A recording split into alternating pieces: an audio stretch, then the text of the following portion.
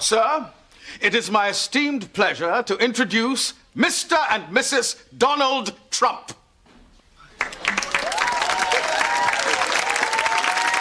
It's the Donald! Oh my God! Mr. and Mrs. Trump, it's an honor to meet you. Ron said his client had a rich uncle, but Donald Trump. I like keeping a low profile. Hi, Hillary Banks. Hey, Hillary. You know, you look much richer in person. Hey, Mr. Trump. Hey, how you doing? Will Smith. Hey, listen, you are getting a great house here. And this is quite a deal you're getting for it, too. Look, I'll tell you what. You want another 50 grand, I'll cut the grass for you every Saturday. Look, folks, before we go too far, I've got something to tell you. Excuse me, but I've got something to tell you first. Thank you for ruining my life. Ashley! What did you do? Everybody's always blaming me for everything. Ain't that the truth? That is pretty prescient. Yo, who'd ever guessed that a 30-some-year-old episode of the original Fresh Prince of Bel-Air would be so prescient? You know what I'm saying? Like it's almost like a fucking prophecy at this point. It's like, yeah, they're always blaming him for everything. If you have a hemorrhoid, it's Trump's fault. If you have athlete's foot, it's Trump's fault. Like, these people have no lives. Like, the left have no lives whatsoever at this point, and it's just funny to watch. Hi, folks. Welcome. This is Apostate Radio. I hope you all are doing fantastic. It's been a great weekend, a weekend full of rest. It's been quite an uneventful weekend, except for something that I did yesterday. We'll talk about it in just a second. But I am Isaiah Carter, here from the suburbs of New York City. Ideally yours, coming from the northeast of Westchester County. Coming to you with my co-host, my brother, the sage of the tri-state, Mr. Nostra Chavez. What's up, man? Nino, sorry. He's had Nino. Nostra, yeah. AKA Nostra Chavez, man. Yeah, I was gonna say you like, how did your transition surgery go? Oh man, it's even bigger now. Even bigger and more beautiful. Oh, oh my God. Oh man. Dude, oh my God, you know what? I don't know if we'll get to it, but like, I spoke with a former guest of ours, Dr. Travis Morrell. Oh yeah, Dr. Travis. Yeah, and the foolishness that he and Aaron Lee have been dealing with over there.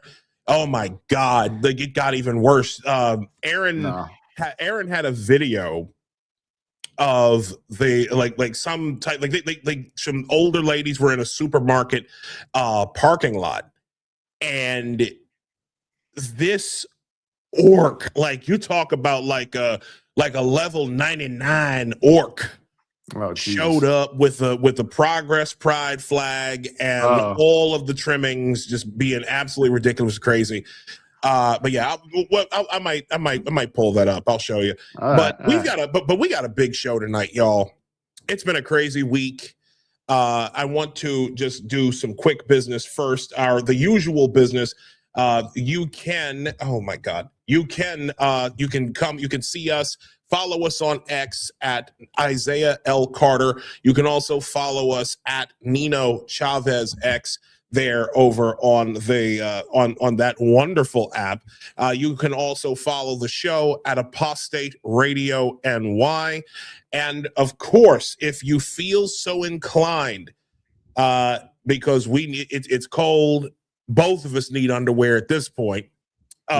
You can donate, you can give us money at buymeacoffee.com/apostate radio. I want to give a quick shout out to our friends over on TikTok.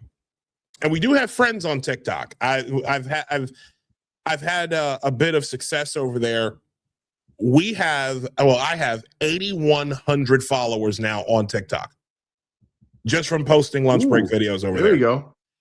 So I want to thank you all for being there, being with us tonight.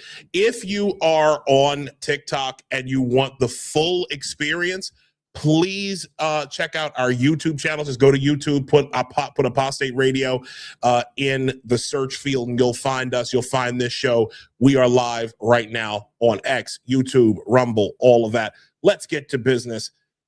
Coming to us tonight is someone who I have respected for quite some time. If you are someone who cares about how people think, if you care about the truth, if you care about being able to defend the truth, then this guy is your man.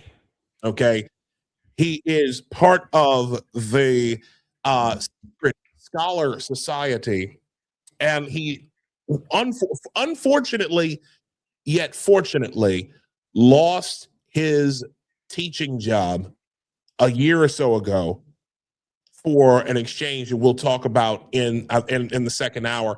Ladies and gentlemen, I present to you the one and only Mr. Warren Smith. What is up, my man? How are you? I'm good. Thanks for having me. Of course, brother. Warren Smith, man. What an honor. This is a true honor to have you on the show. We respect people of courage who show much moral fortitude on here. We've had guys like Graham Linehan, and we had Dr. Travis. We were talking earlier about Travis Morrell and Aaron Lee, who are over in Colorado right now trying to save children. You, sir, and it's crazy because they're trying to save children from the very thing that you had that exchange with that kid. This roughly the same topic. So thank you so much for joining us, man. We appreciate it. It's my pleasure. For the benefit of our audience, since this is the first time you've come to our show, please, if you would, introduce yourself, tell the people who you are, what you're about, and all that good stuff, sir. The floor is yours. Yeah, my background was in narrative filmmaking, film school, went to LA, started to go into the movie business, realized I didn't want to live in LA, got a lot of good experience, went back into academia for graduate school, with the plan of hopefully being a professor of that field. And I teach at Emerson College, one class a semester in that field, but that skill set translated to high school teaching. And I became a regular high school teacher for a year. Then COVID hit, ended up specializing at a school for kids with behavioral challenges. But that was my subject matter, and content creation and working with cameras and all this new technology. It's a fascinating new medium. And that led to one of our exchanges, one of our kind of class projects. Someone picked up and kind of got out there and got a bunch of views or whatnot. And that kind of opened a door where I was like, should I continue down this road, or should I let it pass and keep my head down? And that would, because there were certainly risks with it, but I chose to try and make the most out of it and see where it would lead me. And I don't regret that decision at all. That's what has led to the Secret Scholar Society on YouTube, and now doing this full time. And losing my teaching position did force me to focus entirely, but it allowed me to as well in a way I wouldn't have been able to otherwise. So yeah, it's been a wild journey. That was probably like 2 years almost now. 2 years ago. I think we're going on that. Yeah, 2 years ago. Yeah. I mean, like I remember it was so crazy, and I know we're going to get into this in the second hour, but it's like the conversation you had was so innocuous. I remember being like, how in the world did you get fired for just simply having a conversation about how to think? Like this is like you were talking to a kid. Well, I guess we can get into it now. I don't know if you feel, is there everybody okay with it? Yeah, okay. I mean, I actually have the video, and it's like it was so innocuous that I remember, like, when I heard that you had been fired from your job, it was like, dude, what? Allow me to pull it up if I can. Matter of fact, let me just do it I'm going to do it through this part. Because the problem is when I do it through, when I pull up the video through StreamYard, it won't allow me to, actually, no, I can. I can do it through there. All right, here we go. So let me go ahead and pull this up because it's insanity to me. Here we go. So these guys want to talk about J.K. Rowling? Is that so? What's going on with that? What do you want to know? She's had a pretty controversial past. I just want to know, like, what are your thoughts on it? And, like, do you still like her work despite her bigoted opinions? So let's get specific, though. Let's define bigoted opinions. What opinions are bigoted? We're going to treat this as a thought experiment. I'm not going to say what's right or wrong or what way to think. The whole point is to learn how to think, not what to think. Yeah. So when you say bigot, you're starting with the conclusion that given her bigoted opinions. Yeah. So first, let's start with, does she have bigoted opinions? So when you say bigoted opinions, she has had a history of being extremely transphobic, I've heard. Hey, you've heard. So what? Can you give me an example? If you look at her Twitter, I think you could see a few things. If you want, I could try and find see something. See if you can find one. So, one of these tweets that she came out with in 2019, she said, "Dress however you please, call yourself whatever you like, sleep with any interview that got Warren Smith fired." So again, if you want to see the full effect of it, please go over to the YouTube channel right now. So you find that bigoted? What do you find about it? Was deemed transphobic. Like, I myself. Do you find that transphobic yourself? I don't really have an opinion on it, but I'm just going with what a lot of other people have said. So let's pause it. Let's not go with what other people are saying. Let's try and learn how to critically think. So let's analyze the tweet ourselves. So that statement, do you see anything problematic? Disregarding other people's opinions. She did try and pin some things on a specific group of people. Where does she do that? Can you read that? But force women out of their jobs for stating that sex is real. So when I hear that, I'm interpreting that as meaning if a woman says that, saying that there is a difference between men and female and then being attacked as transphobic, I think that's what she's saying by attacking someone for stating that sex is real. That is exactly what she's saying. Is that transphobic to you? So, to me, no. Stating that sex is real is not transphobic. It's just a fact of life. It exists. So is there anything you disagree with in that tweet?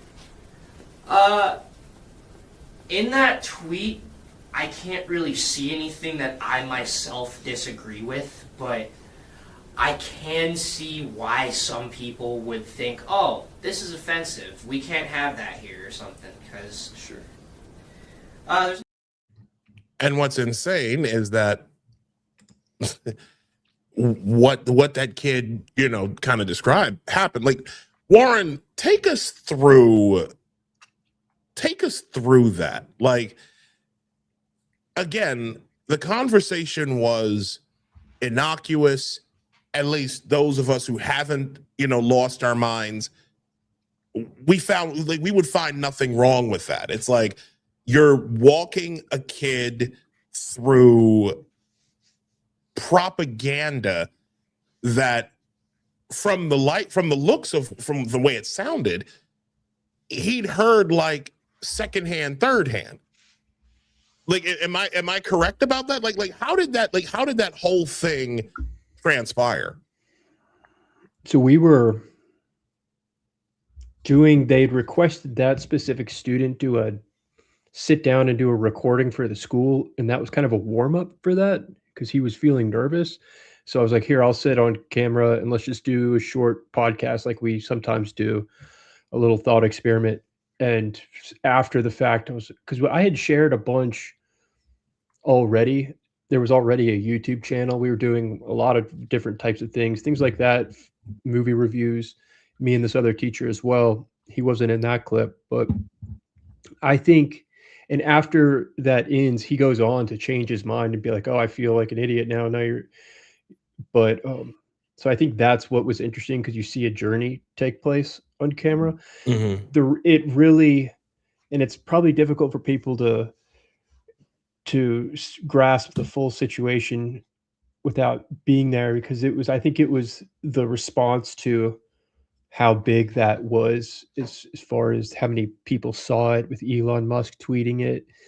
And I think that was more, there were certainly a lot of people that were upset. There was a lot of teachers there that were upset and if they'd had their way, they would have probably liked to see some repercussions right away.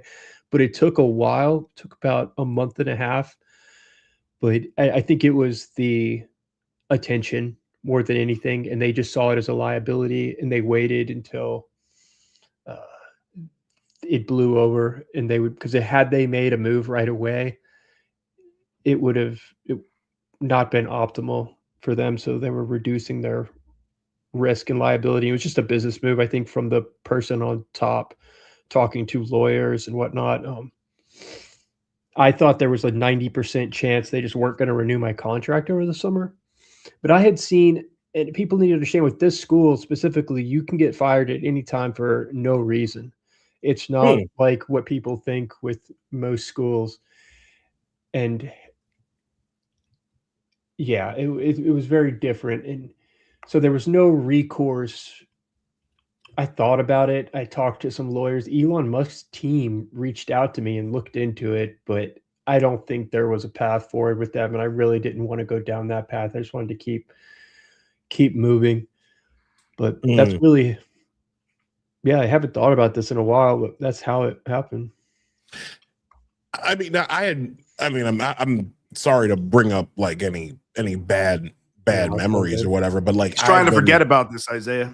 Yeah, it's all good. I'm re-triggering. Trying to put this in the rear view, man. Oh my God. What do you got going on now? It's totally fine. It's totally fine. What do you got going on now, Warren? Let's forget about it. Let's stop talking. I've just been growing the channel, for a while there I'm just kidding. Man, I'd say like a year, not a year, but it was scary for like a while there. I remember feeling like I had footing around Christmas the following year. I was like, oh, I can actually make a living doing this. For a while there, it was. So you're making that big. You're making that super chat money right now.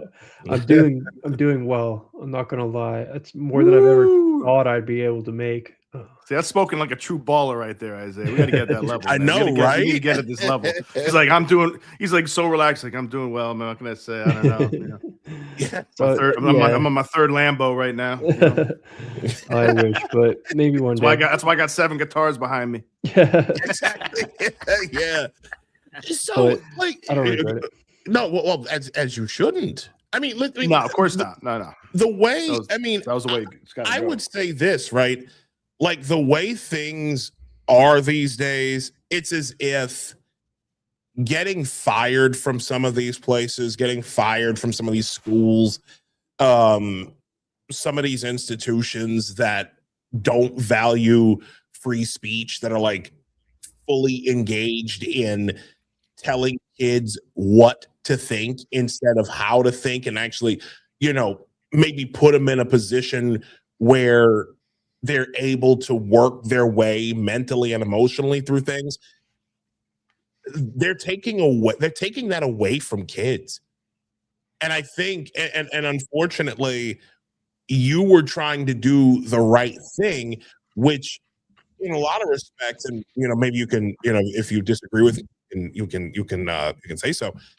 But in a lot of respects, when you have mentally and emotionally strong kids, right? When you have, emotional maturity, you're not able to get manipulated into groupthink. You're you're able to stand on your own and not be manipulated by people. You can think for yourself, and they don't want that. They want obedience. Yes, I think a lot of it is what I call the frame, the demeanor. Mm. And that comes a lot from, I've noticed in my journey through life experiences. So had this whole thing come about 10 years ago or a little bit longer, it could have been very different. Because like I was telling you a bit about Hollywood and all that, I had some good luck and some good projects, and I was definitely on a roll. But I was a very different person. Then you ran into Harvey Weinstein. I never he met him. opened up his robe. Yeah, I've encountered things that are not too far from what you would imagine. Really, it's a crazy place, but yeah, it looks pretty depraved over there. Yeah, I knew it wasn't my cup of tea, but yeah, I think a lot of it is that demeanor, and just the journey for me really began, I'd say, in 2016 when I was in graduate school, and the blowback I got from just trying to have conversations was pretty eye-opening, and that dynamic is definitely still alive and well, because there's definitely been a cost with my personal relationships that I grew up with that disagree with me. They strongly disagree, and it can be very difficult to have those rational conversations. But those are the conversations that really prepared me, because I've been having conversations like this in what I'm doing now with YouTube since 2016, and I was in Boston at Emerson College, which is unanimously everyone is thinking the same, and there's no room for disagreement. So you're throwing yourself into a bit of a battle if you're in the classroom and you start questioning the professor. And I was. So that was my preparation, and that's what led to this thing I call the frame. And yes, people often talk about the frame of the conversation, and there are smaller frames within the conversation, but people try and throw your frame off and attack the frame or manipulate the frame artificially and look like they're in control. And that control is going to come from that demeanor and your commitment to logic. And that's what makes you unstoppable if you have that logical framework. It also helps that these people don't usually argue with anybody. So their arguments are very weak generally because they haven't heard any other side of the argument, or they won't accept it. So you have heard, I mean, we all have, because we're kind of inundated in it throughout the media for the last, at least 12 years, right? And this kind of woke, where this is the way you have to believe, this is what you have to think. Otherwise, you're a really bad person. You're a fascist. You're a racist. You're a Nazi, whatever, transphobe. And we've heard like their side of the story over and over again. And then if but they haven't really heard the other side. They don't listen to conservatives. They don't give them a chance generally. Definitely don't read any of their media.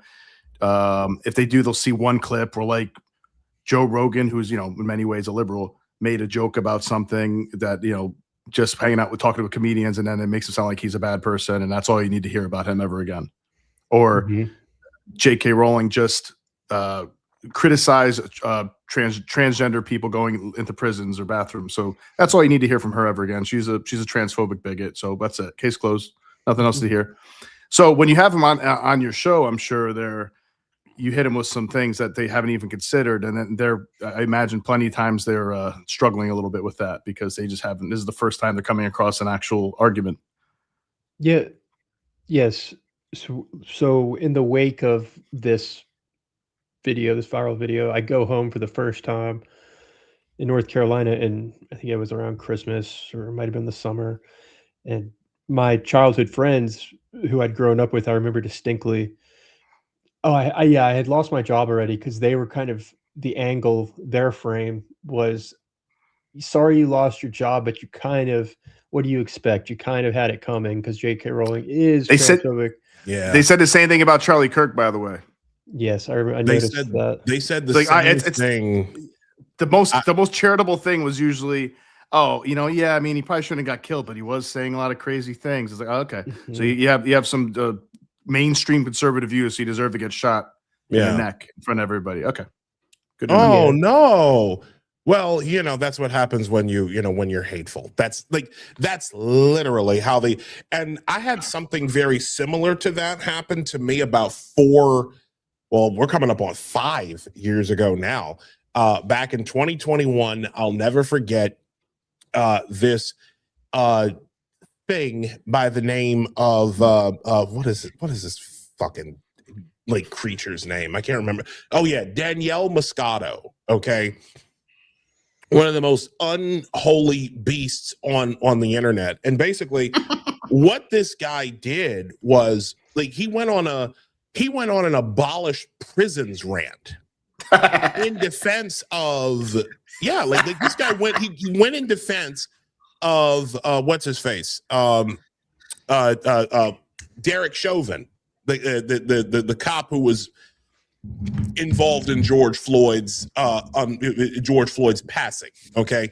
Because he did not murder George Floyd. Derek Chauvin did not murder George Floyd. We need to kill that lie right here and right now. But anyways, Moscato goes on this rant talking about how prisons are bad places. Nobody ever gets rehabilitated in there. But what nobody knew at the time was that this guy had just gotten busted for drug possession. I think either in Ohio or Indiana. And I wrote this post talking about white men protecting white men. 'Tis a train that is never late. And I lost my account for 119 days. Why? Because Danielle Moscato was a part of the left's favorite minority, we'll call it. They could get away with anything. That's basically what I was taught, what I was shown right then and there.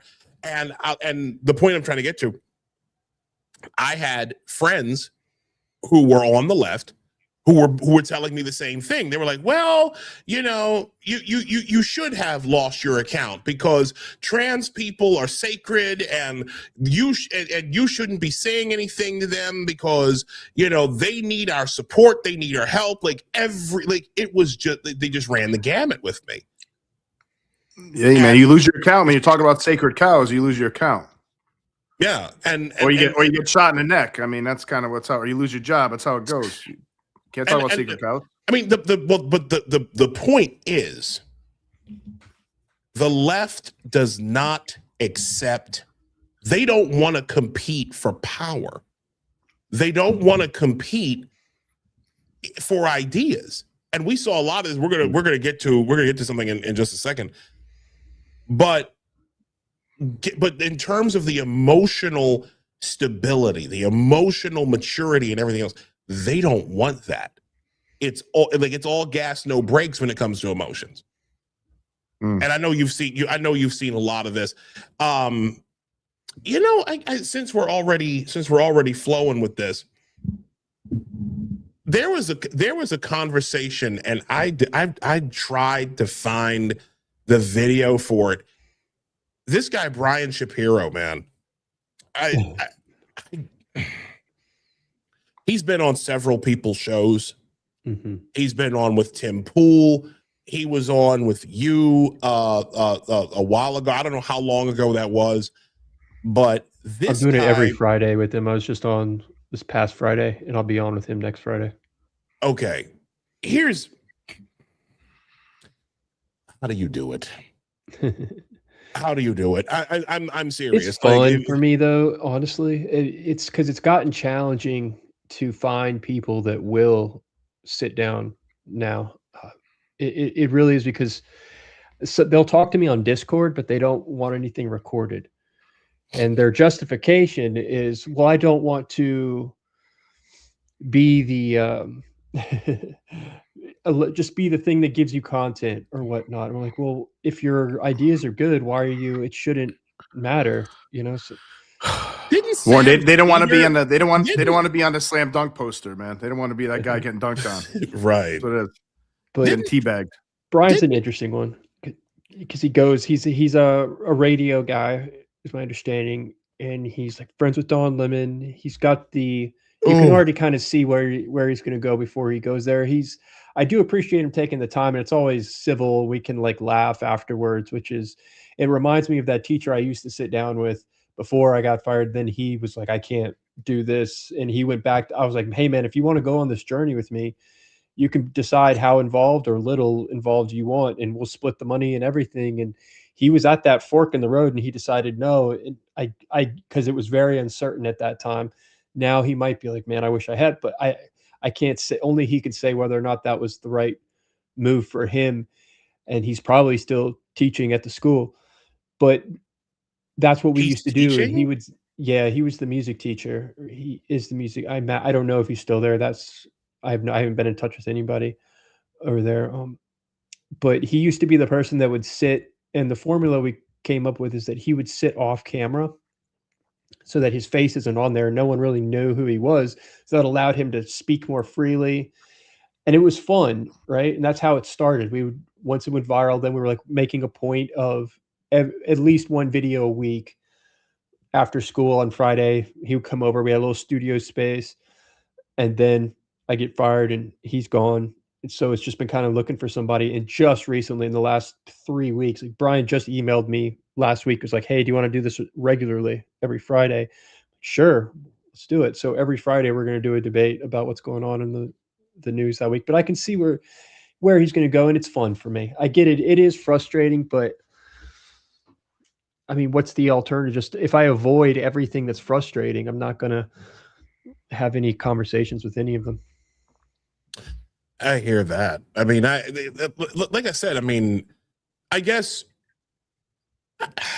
How do I say no talk? Hey, no talking shit about his co-host, man. It's his show. I'm just appearing on he's not my co-host, but it's just a way for me to like have somebody. I'm trying to do more debates. Honestly, if it was up to me, I would be talking to students every episode. Yeah, that Brian Shapiro, he's downplaying your relationship, man. Watching this. So I saw you were a Facebook official. The reason I'm going to be honest, like the reason why I've become very frustrated when I watch these debates, when I especially when I watch Brian Shapiro, and when I watch other leftists like Luke Beasley, drives me insane. Yeah. It's like it's literally like my dude, you're not even 25 yet. You haven't even gotten your first fucking real car insurance discount, and you think like he literally thinks he knows everything, and that drives me crazy with some of these people. And again, I'm 43. I'm maybe I'm a little old school, but I don't have the patience for some of for some of these people. So for me, the question I want to ask you seriously, how do you do it? How do you, like, when you talk about the frame, you mentioned the frame earlier, how are you able to handle such craziness so calmly? Yeah, I come into it I think about it as the blank slate method in a way, which allows you to, you're not really taking a position politically. And I try and make that clear. And this is where we run into some roadblocks, because Brian is, and he's expecting me to, and many content creators do. I don't consider myself a political person. Sometimes the critical thinking or logic is applied to politics, and that's fine. So he'll often be asking me, why did Trump do this thing? And I'm trying to ground my method solely as much as possible in what is objective and not ideally there would be like no opinion. It's never going to be that, but ideally it's almost like it doesn't matter what I think, it's only what the logic indicates. And whenever he starts going subjective, I try and point that out so we can brush that aside. So if he asks me, so he literally just did this last time we spoke, why is Trump doing it this way? My response, I can't begin to answer that question. I can't mind read. And then that's it. That's all I'll say. And he'll kind of sit there like, wait, because he's expecting me to go on some longer thing, because that's usually how these shows go. But I'm just trying to move it to the next one and the next one until we lock into something where he's making an actual claim grounded in something objective. Then we have something to work with. So you're kind of filtering out. That's the best first piece of advice I would give beyond the frame, is then you're just filtering out the subjective, because there's nothing you can really do if it's just subjective. And so you just keep going. And so what it kind of acts as a filter, where it's a flaw filter. You're listening, you're holding it loosely in your mind. You're not coming at it from I'm going to defend this political party. And you're just listening and listening for that first flaw. And when you see it, go right at it and address it. And then you move to the next one and listen till you hear the flaw. And that can be very frustrating for some people, though, because you're not going back and forth in the same, you're not defending these political positions. So sometimes it can lead to dead air where I'll be like, I don't know, I can't read his mind. And then he's just sitting there like, okay. And there's that sense of like, am I being too boring? But that's that goes back to the frame for me, is it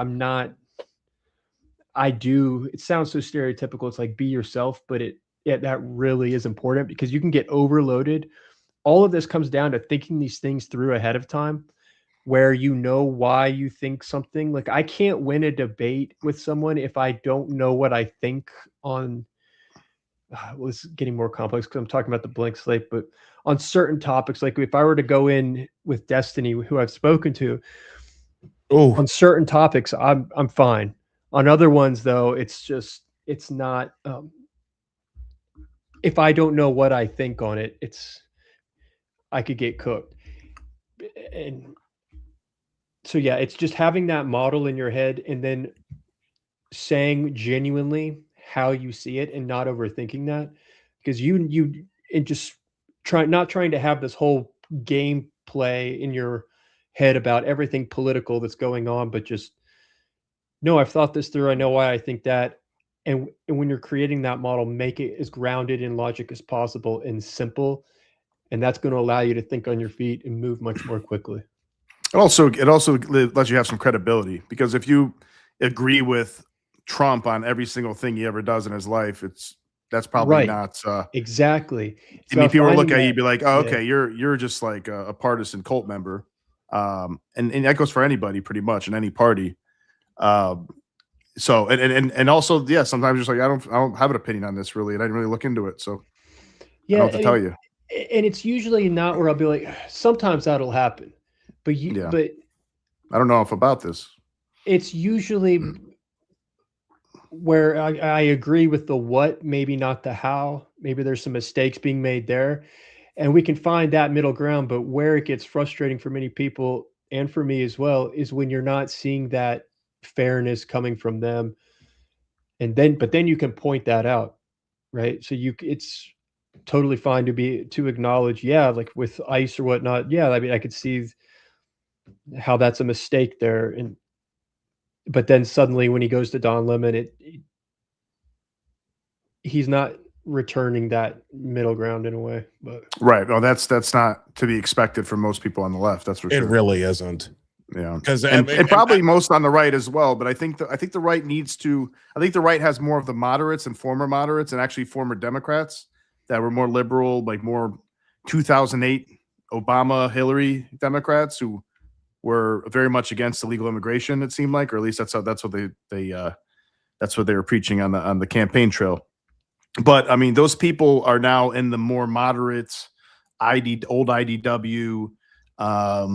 Center right portion where they will criticize both sides, right? Evan Barker's like somebody, our friend Evan Barker's like somebody like that, especially. I could be like that more, but I focus on the left because they piss me off so much. But I used to be. We both used to be Democrats here. So And there's good me and reason for Isaiah. that, though. Yeah. You know, like if Yeah, you yeah. are striving to look at if that's your goal, to find the logical flaws, you're inevitably going to be, in a way, hammering on the left more. That's just how the cookie's gonna crumble.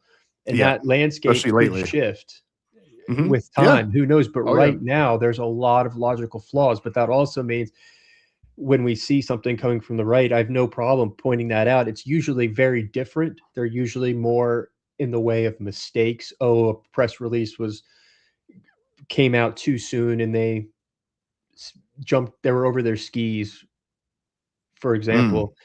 But and I have no problem. You're in for a world of trouble if you are blindly. And yeah, there's many people out there, and I get it. Like it's just a different incentive structure where they are trying to defend a political party, and I'm not trying to do that. But I think it's harder for the left too, because again, like I said before, they just don't see. There's not enough gets in their bubble, right? I mean, the right, like I said, we tend to be, or people who are center right or conservatives, we tend to see more of it. Like if you put on CNN, you're going to see a lot of anti-Trump left leaning stuff. Obviously, MSNBC, most of the legacy media, almost all of it, right? And if you're working in like a school or something, medicine, plenty of fields are totally dominated by people who are openly Democrat and anti-Trump. And there's not very many fields that go the other way around in that way. I don't think. Like most of the time, no matter unless maybe if you're like in a real blue collar, hardworking, masculine job, like maybe people are a little more openly pro support of Trump. But like if you work at a hospital, if you work at a school, if you work at a corporate like some kind of like white collar corporation, things are definitely leaning to the left. There's a lot of like diversity celebration and pride celebration and trans month. And, people kind of, if they're not saying explicitly that they can't stand Trump or ICE or something like that, the language is very, very friendly to the left and to their ideology, to kind of like a woke ideology. And if you ever wore a MAGA hat or ever had any kind of conservative, if you had like a picture of Reagan up on your cubicle, you probably somebody's going to complain and be like, this is really making me feel unsafe. If this person supports Reagan was a fascist in a lot of ways. And, this is what they, especially if you're such a far left person who's been indoctrinated through the universities or even K through 12. And you come out and like you've been pushed so far to the left, the Overton windows move so much that everything to the right of Bernie looks like a fascist to you. Yeah. One I really like to run is trying to point out how a rational person could easily and understandably, when faced with a binary decision that we were faced in the last election versus Trump and Kamala, how I could totally understand how a rational person voting for Trump. If that's just your argument right there, that's a good starting point for people listening. And you can apply that to a Destiny. Like I made that argument to Destiny, and it's difficult for them because you're not getting over your skis there, right? And that's legitimately what I see in my mind when I'm picturing that model. And I'm just saying it could go wrong. There's going to be mistakes, but we can limit it down. We're faced with this binary just between it's one or the other, or you're not engaging in the game. And that's fine if you want to go that route, but there's also drawbacks to that. But if you are going to engage in the game, you can make a good case, and a case that they understand. Like by the end of it, I did that with Brian as well. And it's difficult for them to counter that because you're not making he's perfect. You're not making some larger thing, just getting as specific as you can. And going with those little blocks is very effective. Yeah. It's hard to argue against that. Yeah, it is. If you have the truth on your side. And let's talk about that for a second. Because we saw, it's so funny you talk about having the truth on your side, right? The last couple of days have been an absolute firestorm with, I hate using that media, like kind of buzzwordy kind of language, but it's hard to find a proper word that captures this. This was a true firestorm Friday, there was a video that the Trump that Trump had put out via Truth Social, and it was a very, very important video. Okay, talking about the voter fraud that took place in the 2020 election. Okay. If you've ever wondered, ladies and gentlemen, why so many Democrats screamed the entire time Biden was in office, that like making people like almost swear that the 2020 election was legit, and making people, it was almost like, you know what it was like? It was almost like these people, whenever you hear them say trans women are women and they believe it, they wanted you to believe that the 2020 election was not rigged.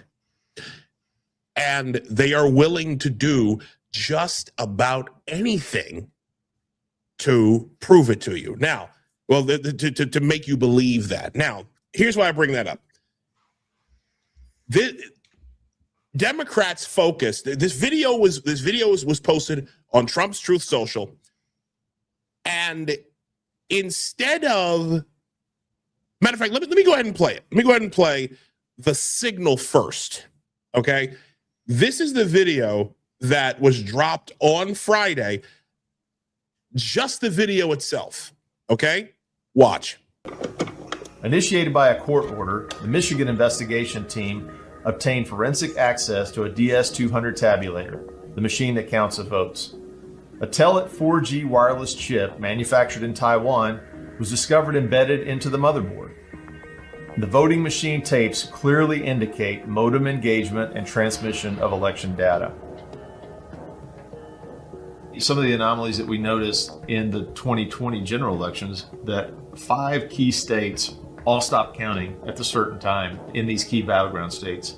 These were all where the software, Dominion machines, ES&S machines were used, the Smartmatic, the GEMS software. So when the vote stopped counting, and this has been noted in other countries as well, President Trump was significantly ahead. When reporting and counting resumed, there was a massive spike occurred that favored Joe Biden.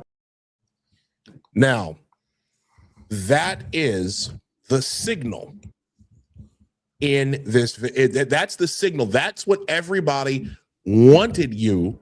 That's what the Trump administration was trying to convey to the people. Now, I am going to play the video that was posted by the Trump administration on his Truth Social. Okay? I'm going to play it again with the last 3 seconds still in. I'm going to play the original, and we're going to go from there. Initiated by a court order, the Michigan investigation team obtained forensic access to a DS-200 tabulator, the machine that counts the votes. A Telit 4G wireless chip manufactured in Taiwan was discovered embedded into the motherboard. The voting machine tapes clearly indicate modem engagement and transmission of election data. Some of the anomalies that we noticed in the 2020 general elections, that 5 key states all stopped counting at a certain time in these key battleground states. These were all where the software, Dominion machines, ES&S machines were used, the Smartmatic, the GEMS software. So when the vote stopped counting, and this has been noted in other countries as well, President Trump was significantly ahead. When reporting and counting resumed, there was a massive spike occurred that favored Joe Biden.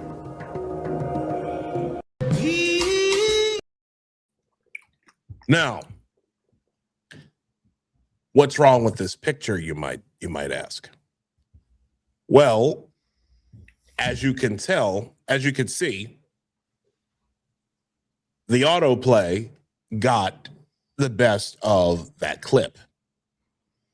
As you can see, the end of that video, you had depicted Barack and Michelle Obama as monkeys. I think that was part of the documentary, Isaiah. It was. Well, of course, some people thought that, right? Some people legit. That was the next scene of that documentary. That was the next scene of the documentary. Yeah. Throw in the lion sleeps at night. Now, here's the now the one thing, and again, this is what I want to ask Warren's opinion on. You had the signal versus the noise that was created, because Democrats and more than a few Republicans went absolutely apoplectic. Not at the video itself, but the last 3 seconds. The last 3 seconds. It was like this gigantic, see, Trump is a racist moment. Warren, what are your thoughts on that? What did you like when you saw that? What did you think? And yeah, what was your reaction to that? Yeah, so this is what Brian opened with this past Friday, and he asked me the same question. I see what I believe to be I'll call an honest mistake. I didn't realize that there was the autoplay feature and how that played into it at the time. So I was thinking about this logic. It's like mathematically through YouTube analytics, we know the average view duration is 40%. And we know the vast majority of people aren't going to watch the last 3 seconds, even when posting a video or retweeting often. If we could mathematically gauge the number of people that watch through the last 3 seconds, he counters with the argument, yeah, but it's a political operative working at the highest level for Trump, or it's Trump himself. So his counter is, well, there's no accountability. He should come out and apologize. And that's continuously the argument he's making is, well, they're not apologizing enough and they should fire the person responsible for it. And I got him to concede that he didn't actually, Brian, did not actually think it was Trump who posted it. Or no, sorry, Brian thinks it was Trump who posted it. So then it's like, well, who's he going to fire? So kind of walked into it there. But my point was, okay, well, they're probably not going to want to fire a highly effective political operative who's probably had a lot of successful plays. And we can assume they're highly effective because they probably wouldn't be the person posting these videos for Trump if they didn't have some skill set and a proven ability. I'm not surprised that they didn't fire the person over this, which appears there's a high probability it was probably a mistake, a human mistake, which of course it was. Yes. So I don't understand the outrage, honestly. And that's my take on it, is I don't see why it's such a big deal. Well, the outrage is because people think he just posted that last 3-second video by itself. And nobody looked into it further than that, because that's what's portrayed in the media and portrayed on social media and the left-leaning algorithm. So I got you. I got I mean, that's what it seems like to me. That's what I thought too when I looked online on Twitter and even on my X algorithm at center right, I saw that video pop up. I didn't see that beginning part. Have you seen the rest of the animated portion? Yeah, I've seen that too. And I hadn't seen that when I had this conversation. I wasn't even aware of that. I would have used that in the argument as well. But have you watched through it? It's my alarm clock, that video. Yes. Oh yeah. Shit. That's been my alarm clock for on my phone for the last 4 years. Actually, I didn't think it was problematic, but now I know. I immediately removed it once I saw everybody got angry. Well, let me for the benefit of our audience, I'm going to play that video. I am going to risk listen, because we're gonna have to end the show if we do this, man. You know that, right? And Warren's gonna get fired again from YouTube. Oh shit. He's gonna get fired by YouTube. I mean, if you look, I look at it this way. There was nothing, I saw nothing wrong with it. But I'm before you do this too, Isaiah. Mm-hmm. It's pretty funny that, why are we not getting the same beef with Bill Maher, who I'm a fan of, by the way. I like Bill Maher. But why are we not getting some this anger from Bill Maher, who used to, for like years, would say that Trump's dad was an orangutan? Because he's a red ape or whatever. Because the first instinct, remember, that's not a joke, that's real. Yeah. I know. I remember. But he's like, always put a picture of him and stuff and say we want to, because he was mad because just for back. I don't know if Warren, you're familiar with Bill Maher and Real Time with Bill Maher and this joke he had, a long running joke for a while. This is because I think Trump was doing the whole what was it called, the birther thing with Obama, you know, saying let's see your birth certificate, and Bill Maher's like, well, we never seen your birth certificate, you know, how do we know your dad's not an orangutan? And like he'd always put a picture of an orangutan for Trump. And he also, I think, did some mixed cartoons with that. I think he did once, or like a picture of Photoshop. It's almost the same thing. But I can hear Brian's voice and how he would counter this would be. Well, he's not black. Well, he would say, well, yes, but this has been used as a racial slur. Yes, of course, yes. So, and I'm half joking. Yeah, I'm half joking, and he'd say, I'm convinced that this is confirmation that he believes that Trump intentionally posted it, but no, he believes that Trump is targeting Don Lemon because he's gay and black as well, and is using this as part of that evidence. So that's so stupid. I mean, Scott Besson is gay. Trump's got a lot of black people in his circle. Trump's always, hey, Isaiah, let me ask you this, because I know you are a member of the African American community. Yeah, Trump's had a lot of love, I feel like, from black people for many years, for decades, and still now. I see a lot of black people on social media showing him a lot of love. I mean, yeah. I mean, the one thing that I'm going to say is that the reason why you see, and if you want to know why, I believe there are so many black people out here now who are expressing appreciation for Donald Trump. I'm talking about black folk who didn't before. I believe they had a very, very similar situation that I did. Okay, where Donald Trump got made a truth teller by Democrats. Like, Democrats objectively, after years of telling people that Donald Trump was a racist, after years of saying Donald Trump was a Russian asset and blaming Trump for everything, like counting the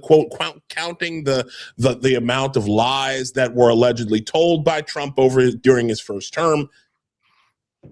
Then after COVID hits, people voted for Biden out of panic. Even after, I'm telling you right now, even after, like, the fact that Joe Biden was still able to get black people to vote for him after he told Charlemagne the God to his face that if you got a difficulty choosing between me and Trump, then you ain't black. Like, this old white man, this old white segregationist, I can't telling take it, black man. people to their faces that you are not black if you do not vote Democrat. And I don't know.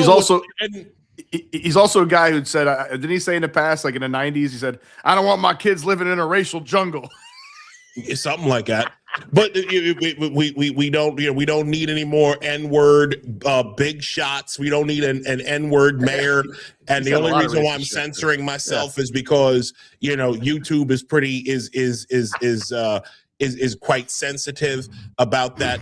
It's like the issue is you had the Democrats came out completely and showed themselves to be a racist party, right? Not just with making Donald Trump a truth teller. Okay, when they started here in New York City, I've told this story often, Warren, about how when I used to live in Brooklyn, I lived in Brooklyn for like 5 years.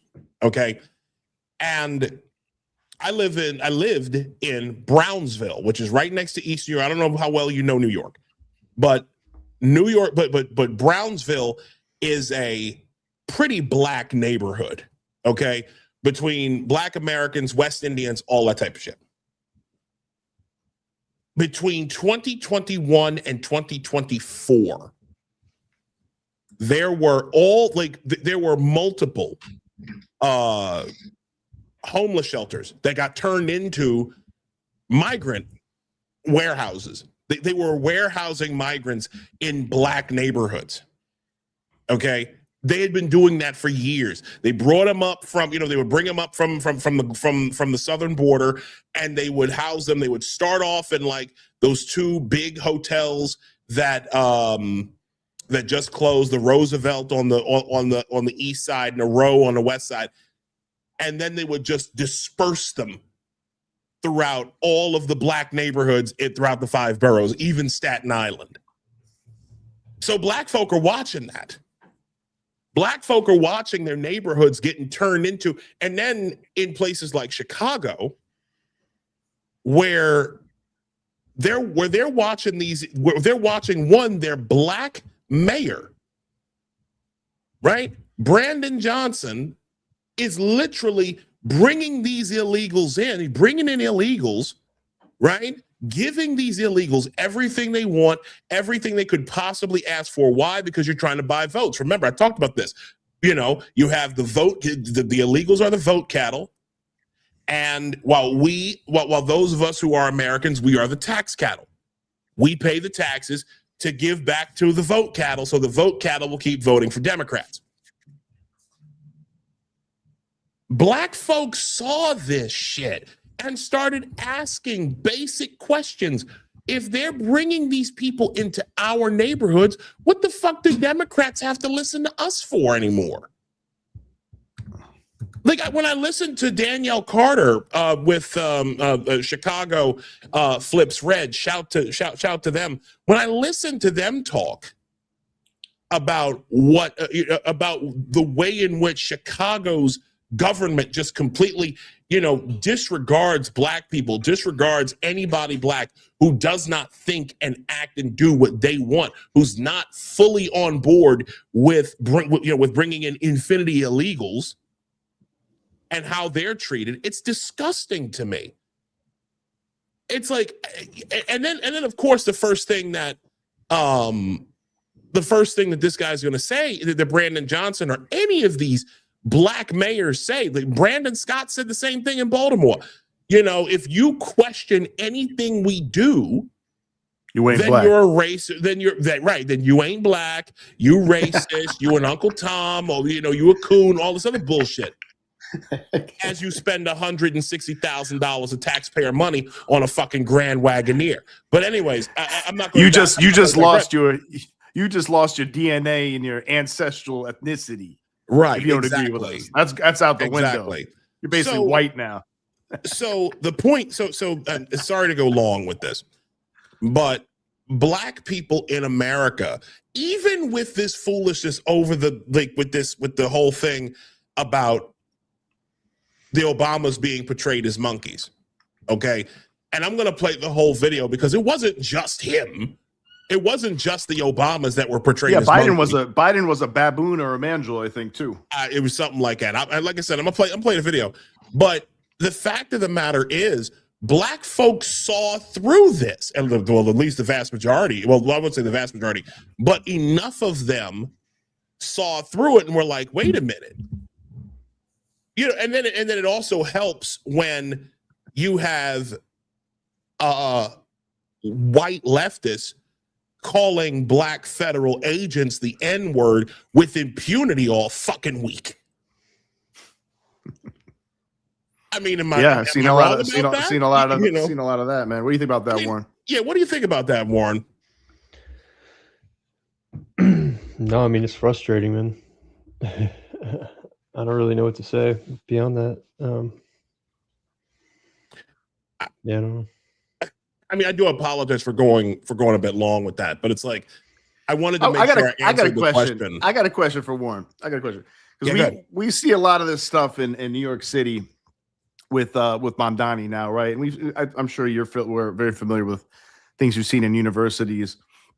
Very openly anti-white bigotry, anti-white racism, like with Sia Weaver, Mamdani. Well, first of all, Mamdani, I think, originally said that he wants to tax whiter neighborhoods more. then Sia Weaver, his housing tenant head or something like that. She's got a pretty high thing in position in his government, saying that she wants to impoverish. They want to impoverish white people or the white middle class. Is that right, Isaiah? No. Well, she said no. Sia Weaver called home ownership a weapon of white supremacy. No, she also said what I said too, though. So that's the other thing I want to remember. So yeah, she said that at some point she said something like, I think it might be exactly this, that it's our goal is to impoverish the white middle class, or we should be doing that. I don't know if she meant that as like working for the mayor of New York City, or a general leftist.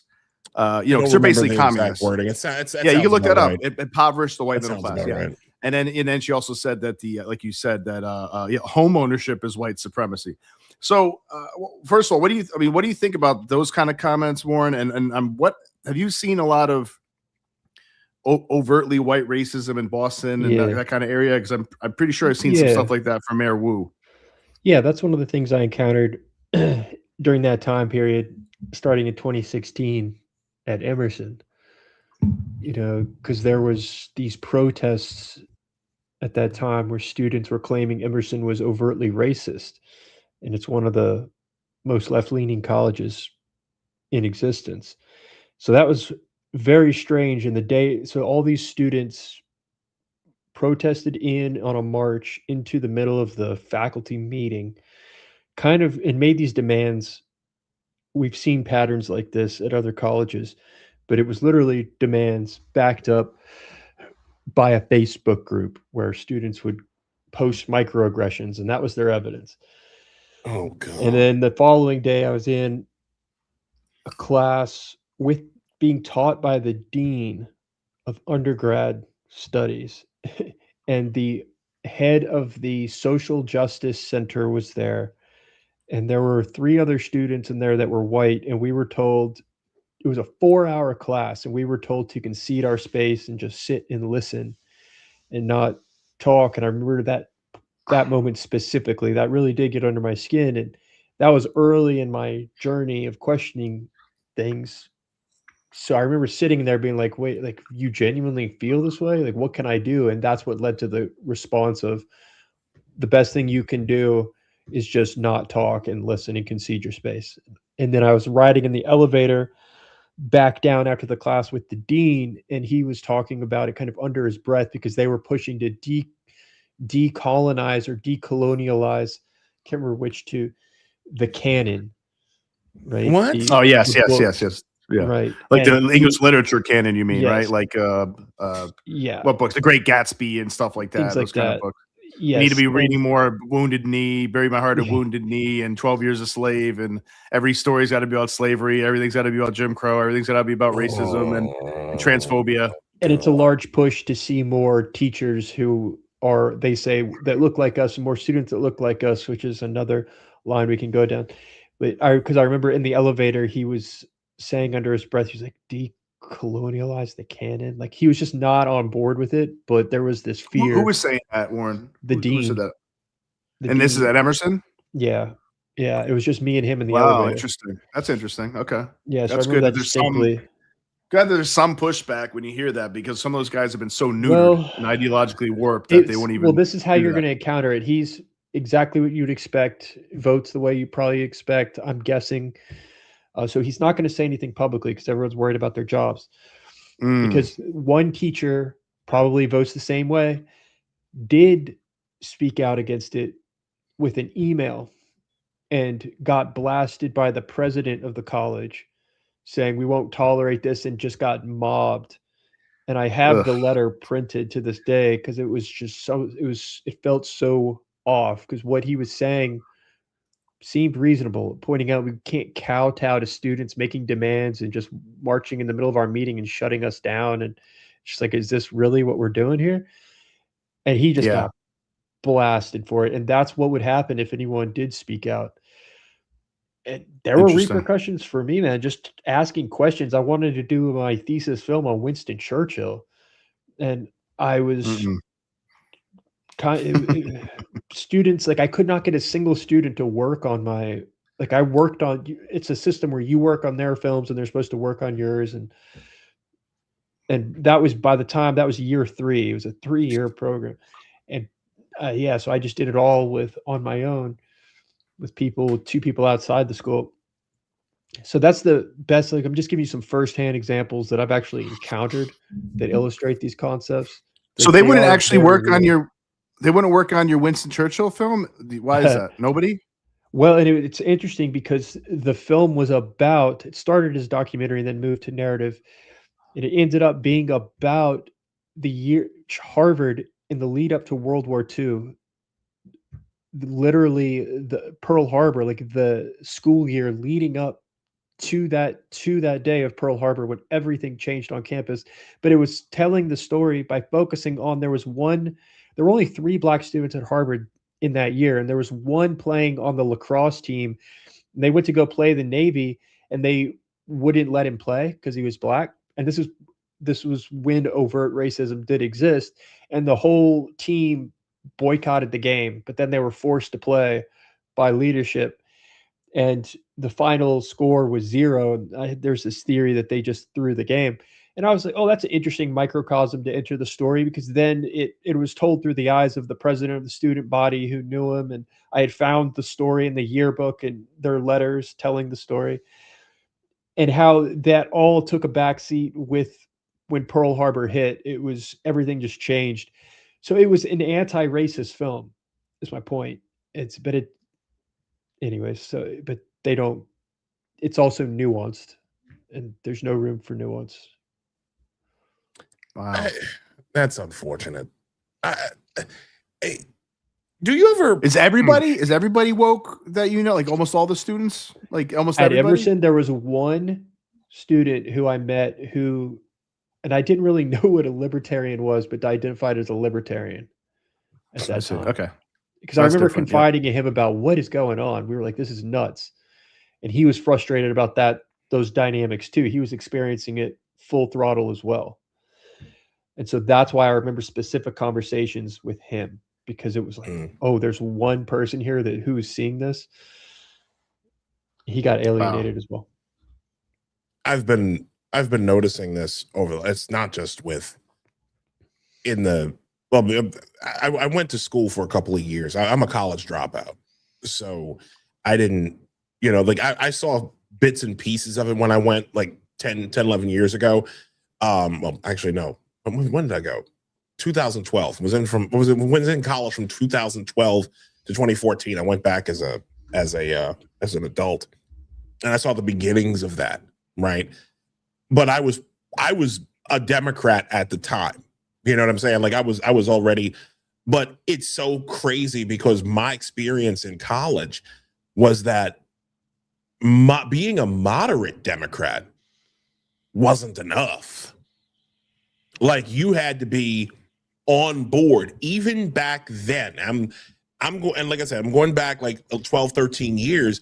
You had to be on board with everything that they wanted. And if you weren't, if there was even the slightest, I learned this when I worked at the UB Post, which is the University of Baltimore's student newspaper.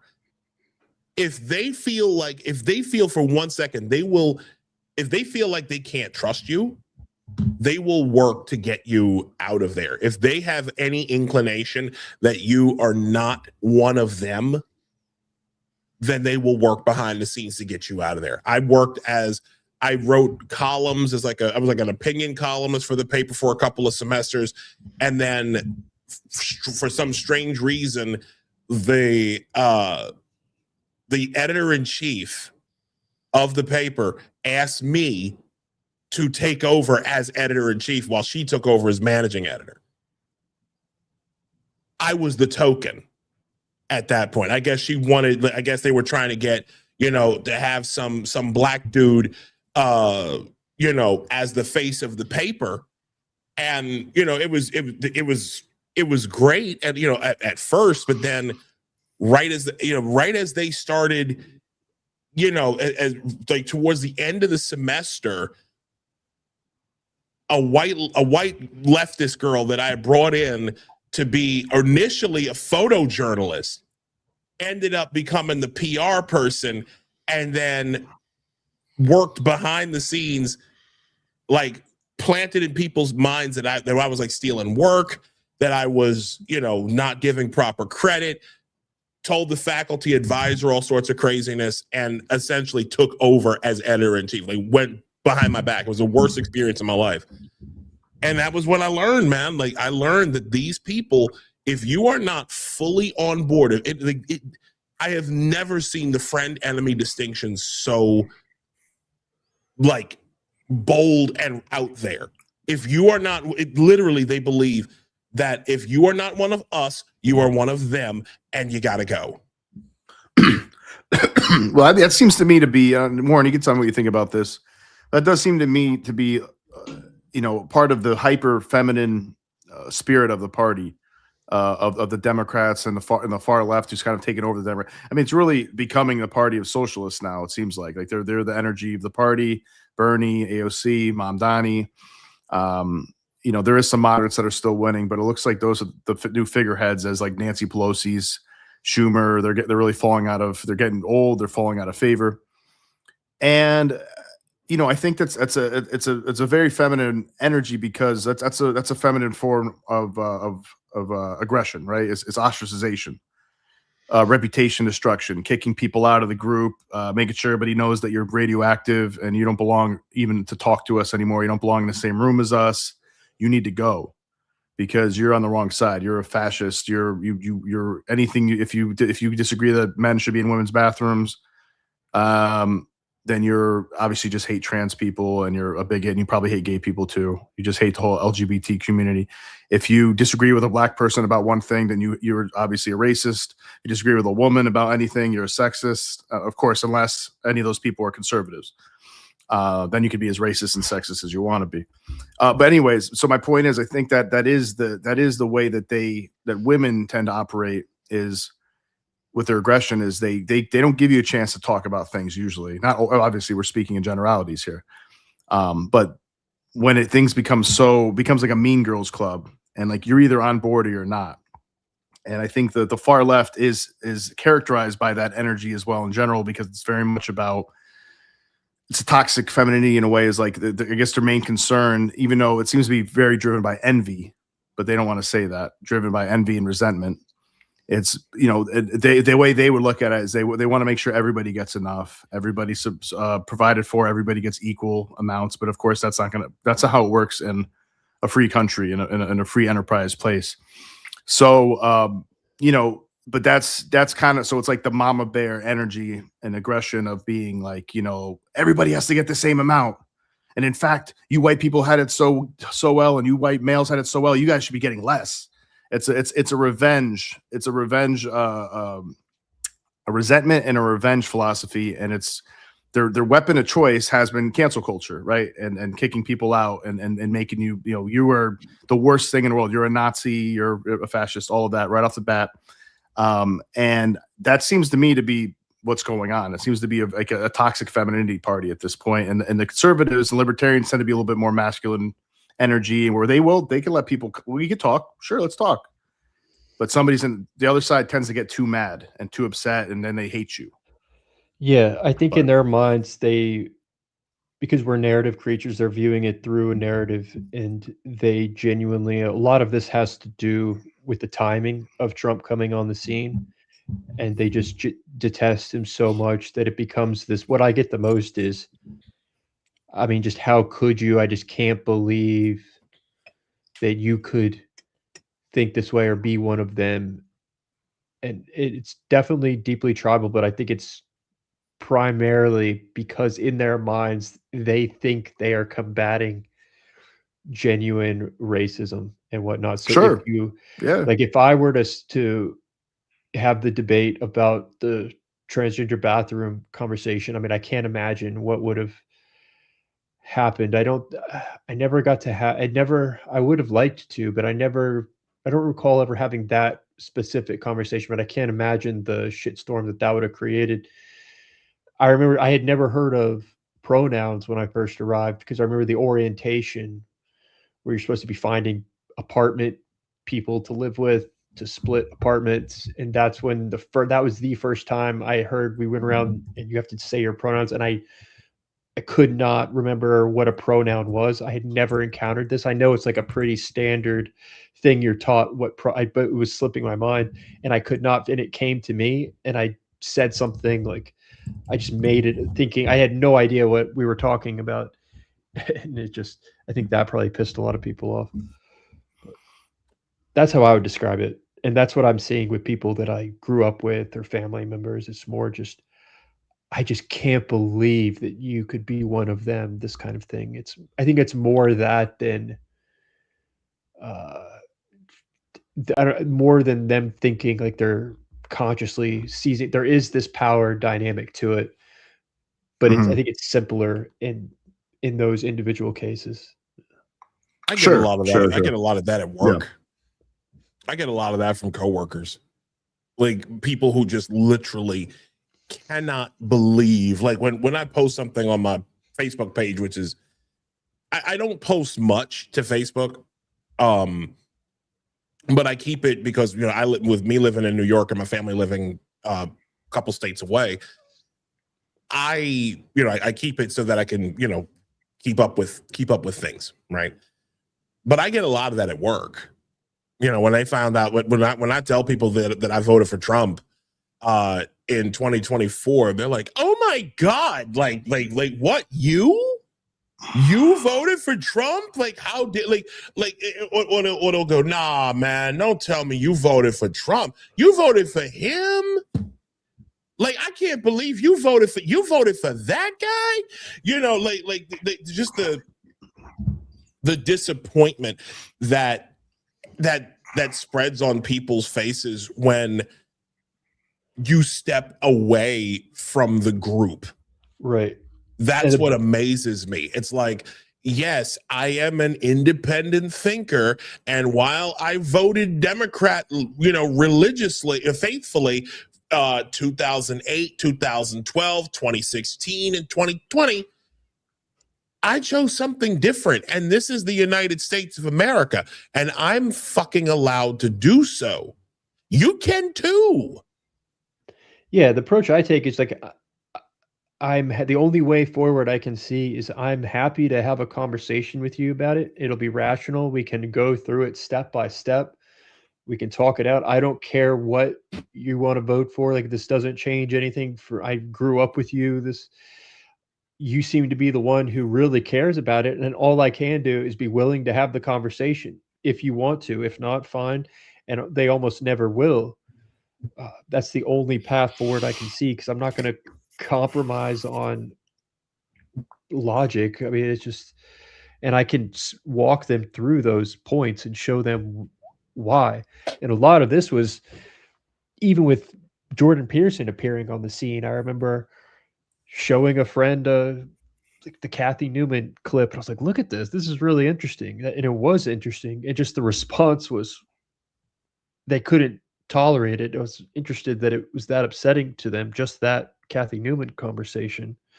And in most cases, I think they have genuinely not encountered anyone who disagrees. They don't know what to make of it. Exactly. Yeah. Well, they put them in such an emotional, like, through this indoctrination, they put people into such an emotional tribal state of mind where not only are you just, it's a difference of opinion, there's different ways of looking at things, there's nuance. No, you're just actually a bad person. That's actually, you're arguing about feminist, sacred feminist beliefs with Kathy Newman. You heard her herself being that way with Dr. Peterson being like, so you're saying this, and he's like, no, I'm not saying that at all. Like, so you're saying this, just kind of putting like these very negative things that he clearly wouldn't sign up for, the least charitable accusations, really. And yeah, that's what you get. It's very common. And sometimes I've seen people, like, after a conversation, immediately able to get up, call you a name, and get up and leave. Usually this is women doing this, but it's like they realize, oh, you're a Nazi, you're a fascist, you're just a sexist, you're a racist, whatever. And it's like, no, there's actually, I know you didn't get taught this ever, and probably never seen this on the news ever, or read a book about it ever, or anything, or listened to a conversation on a podcast about it. But this is actually a very legitimate point of view. In fact, this was the point of view of almost everybody 15 years ago. how much has the world changed? And is that progress? Did we really move in the right direction? How much are we basing things on facts and human behavior and human psychology and how people interact with each other? How much are we going by that instead of what you think things should be and how things should be when they're just not going to be that way? You know what I mean? Like they're just certain things that are just not going to happen. Unless you could let's do brain surgery on us and change the way we are as human beings. Like racism, for example, that's never going away. Racism, and it's just not going to, there's always going to be people saying racist things. There's always going to be people stereotyping. There's always going to be people who see patterns. And there's nothing you can do about it. So, we could tell people, hey, but definitely try to give everybody a chance. Look at people as individuals. Every race of people has great people and all that.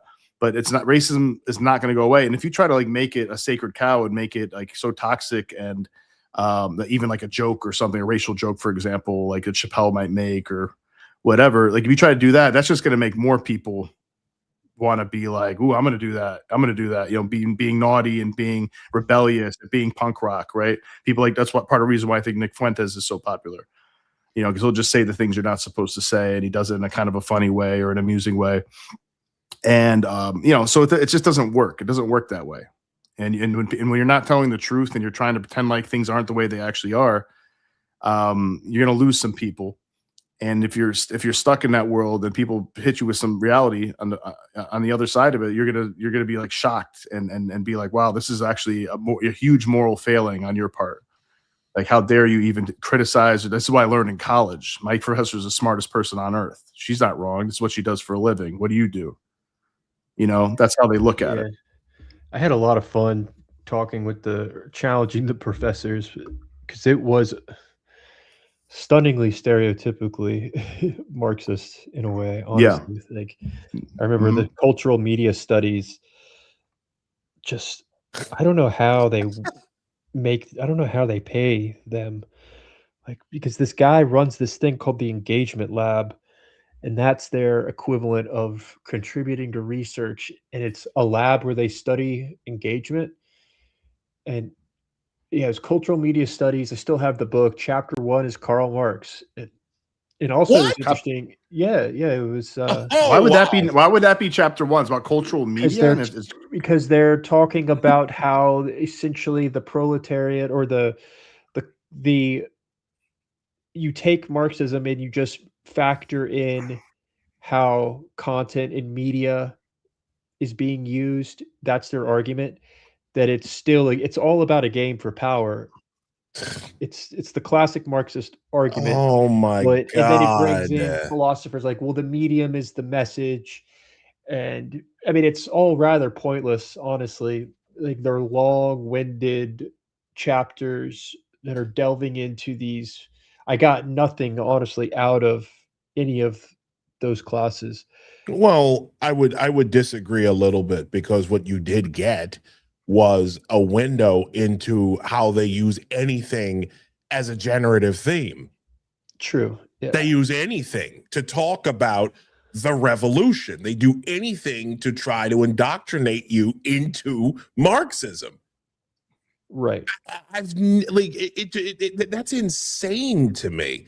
How about that ROI though, man? Besides that, getting an insight on the Marxism, it's like you don't get anything else from it.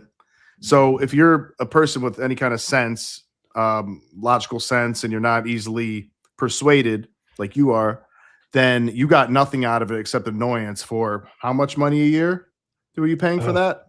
Yeah, I was on a half-ride scholarship, and I don't regret it, because if I change one thing, I might not be where I am, and that's what led me into teaching. Right. It's just it's crazy because you have to have a master's to get in this pay bracket as a teacher. And yeah, you have to eventually get your master's if you do start teaching high school, and you can do it after the fact, but it's a nightmare. So, I mean, I am still teaching for Emerson, which surprisingly they just, but. Oh, wow. But it's a lot of money, man. I owe a lot in student Your own Well, you stuff, at but- least you got a Loans, job at yeah. the end of it. At least you got a job at the Right. end of it, and you have your YouTube, which is great. But what if you didn't? What if you were Right, just that's what I was yet thinking about. another CRT person? Maybe you graduated, maybe you didn't, or a gender studies, or a Filipina lesbian basket weaving studies PhD, and it's like, man. So you went to school to become much stupider and much more ignorant for the most part, right? And now you have like this very ridiculous, resentful Marxist lens about everything, where you're just completely ungrateful about everything and think of men, straight white males are the reason for everything being bad in the world.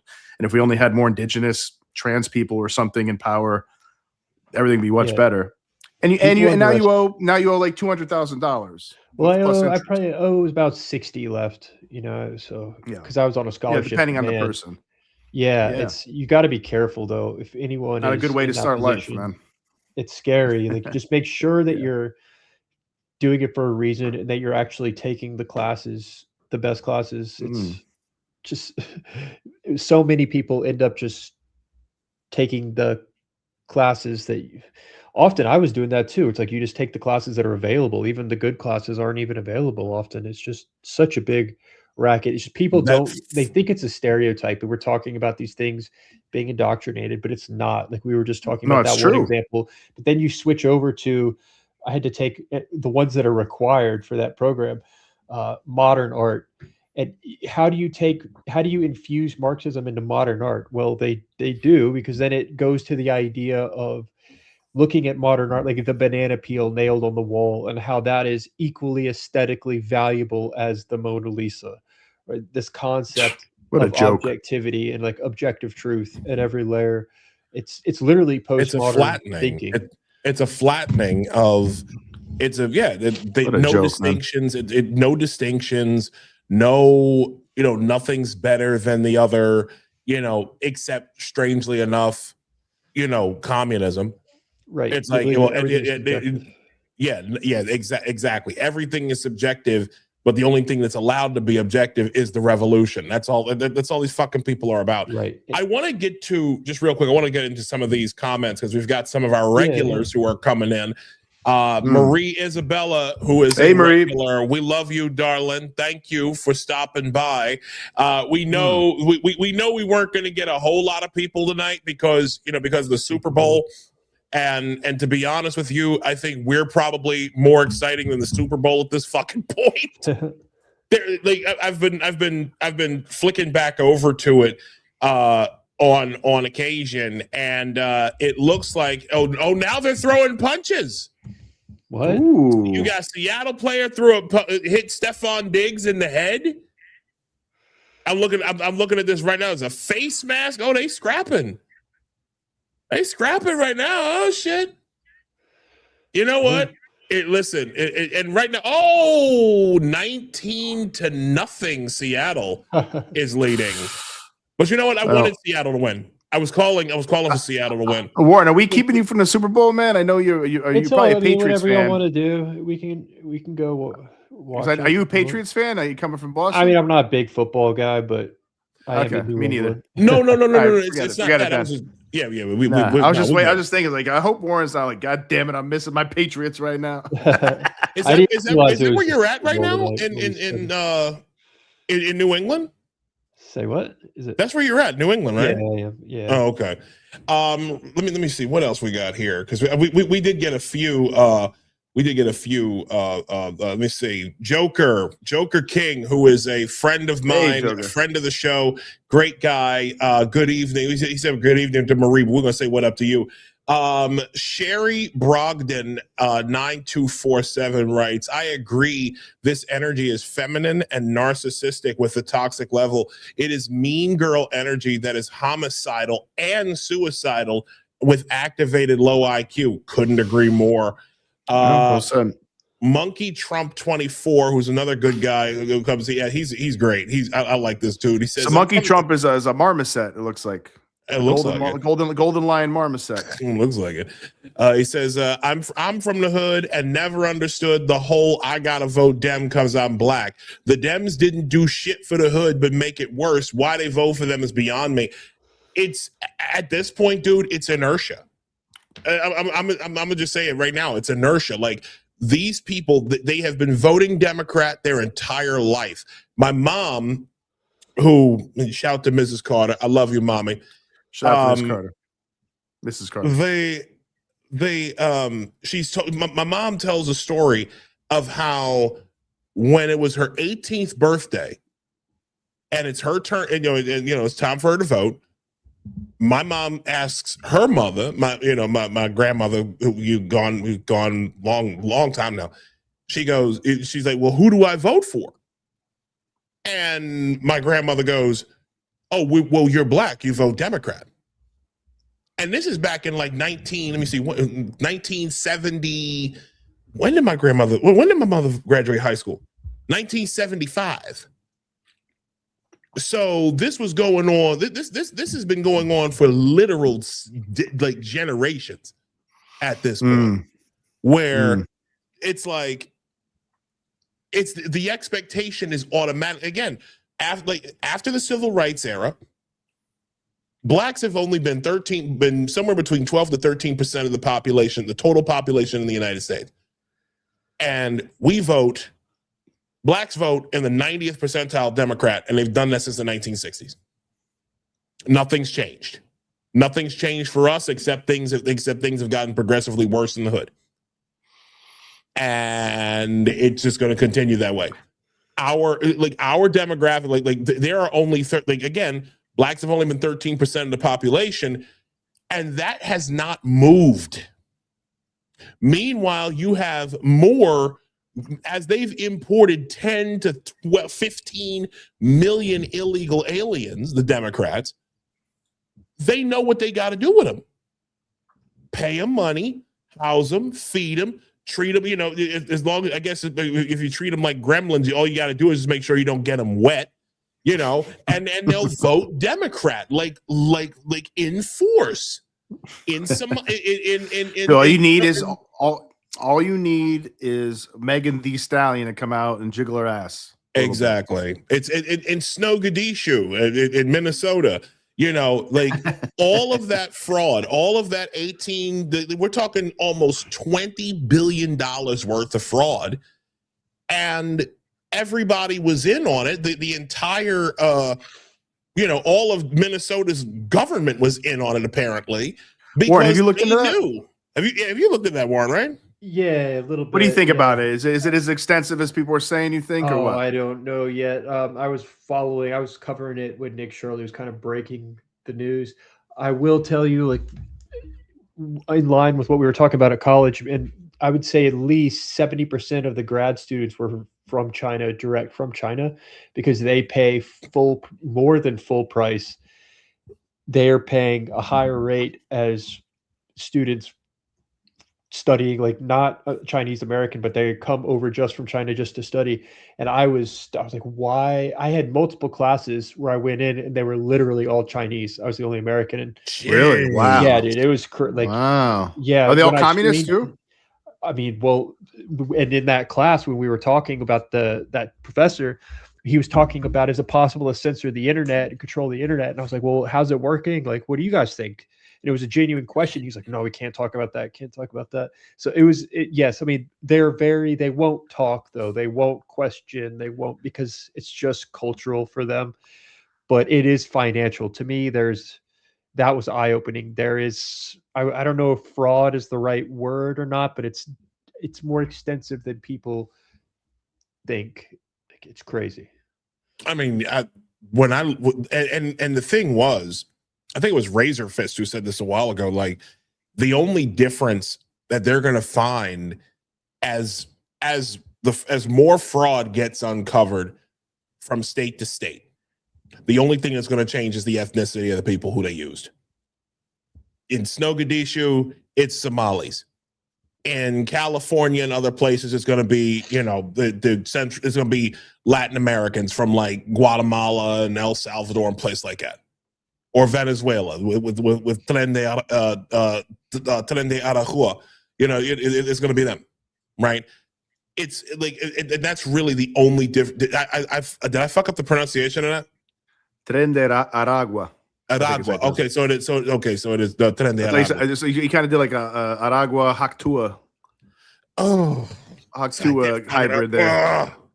I've actually got. You know what? You know what's strange? My Spanish. We'll clip that. We'll clip that out. We'll edit that out. That'll make one hell of a YouTube short. I'm just kidding. That's fine. Yeah, I know. Let me see what else we got here from the people. Undead Arachnid says racism doesn't exist in their eyes, meaning the eyes of white leftists, because of the meaning of the word being taken away and the application of that word in society being unfair and obviously just a term used to silence dissenters. I agree with that. And they also changed the definition of it. Right, racism now means was it bigotry and power and discrimination and prejudice power plus power. Prejudice plus power. Yeah, and it's like and the most bigoted racist people are always the first ones to go. Like, imagine. Matter of fact, I'm gonna give you. Hold on, because I got an example of this. An example of this. It's infuriating. I think. Let me try to find this. Matter of fact, I bookmarked it. I know I did. This guy, what's his face? Bakari Sellers. Bakari Sellers is objectively one of the most evil guys I've ever come across. I've ever seen. Yeah. You know what? I'm gonna bring this up in just a second. I saw something else. I thought I bookmarked it. I didn't bookmark it. I gotta find this. Anyways, yeah, he's an asshole. No, but Bakari Sellers starts talking about how we need to fumigate. We need to start fumigating MAGA. I'm trying to find this. I'm trying to find this. Give me a second. That sounds like Nazi talk, doesn't it? What is it? What's fuming? Is that fumigating like the killing of pests? Basically? Yeah. No. Give me a second. I'm trying to find the clip, and I had it, but now I'm like scrambling again to try to find it. But it was the most sickening display I'd seen in a while. It's like. Not even 2 days ago, right? Not even 2 days ago, this fucking guy Bakari Sellers goes.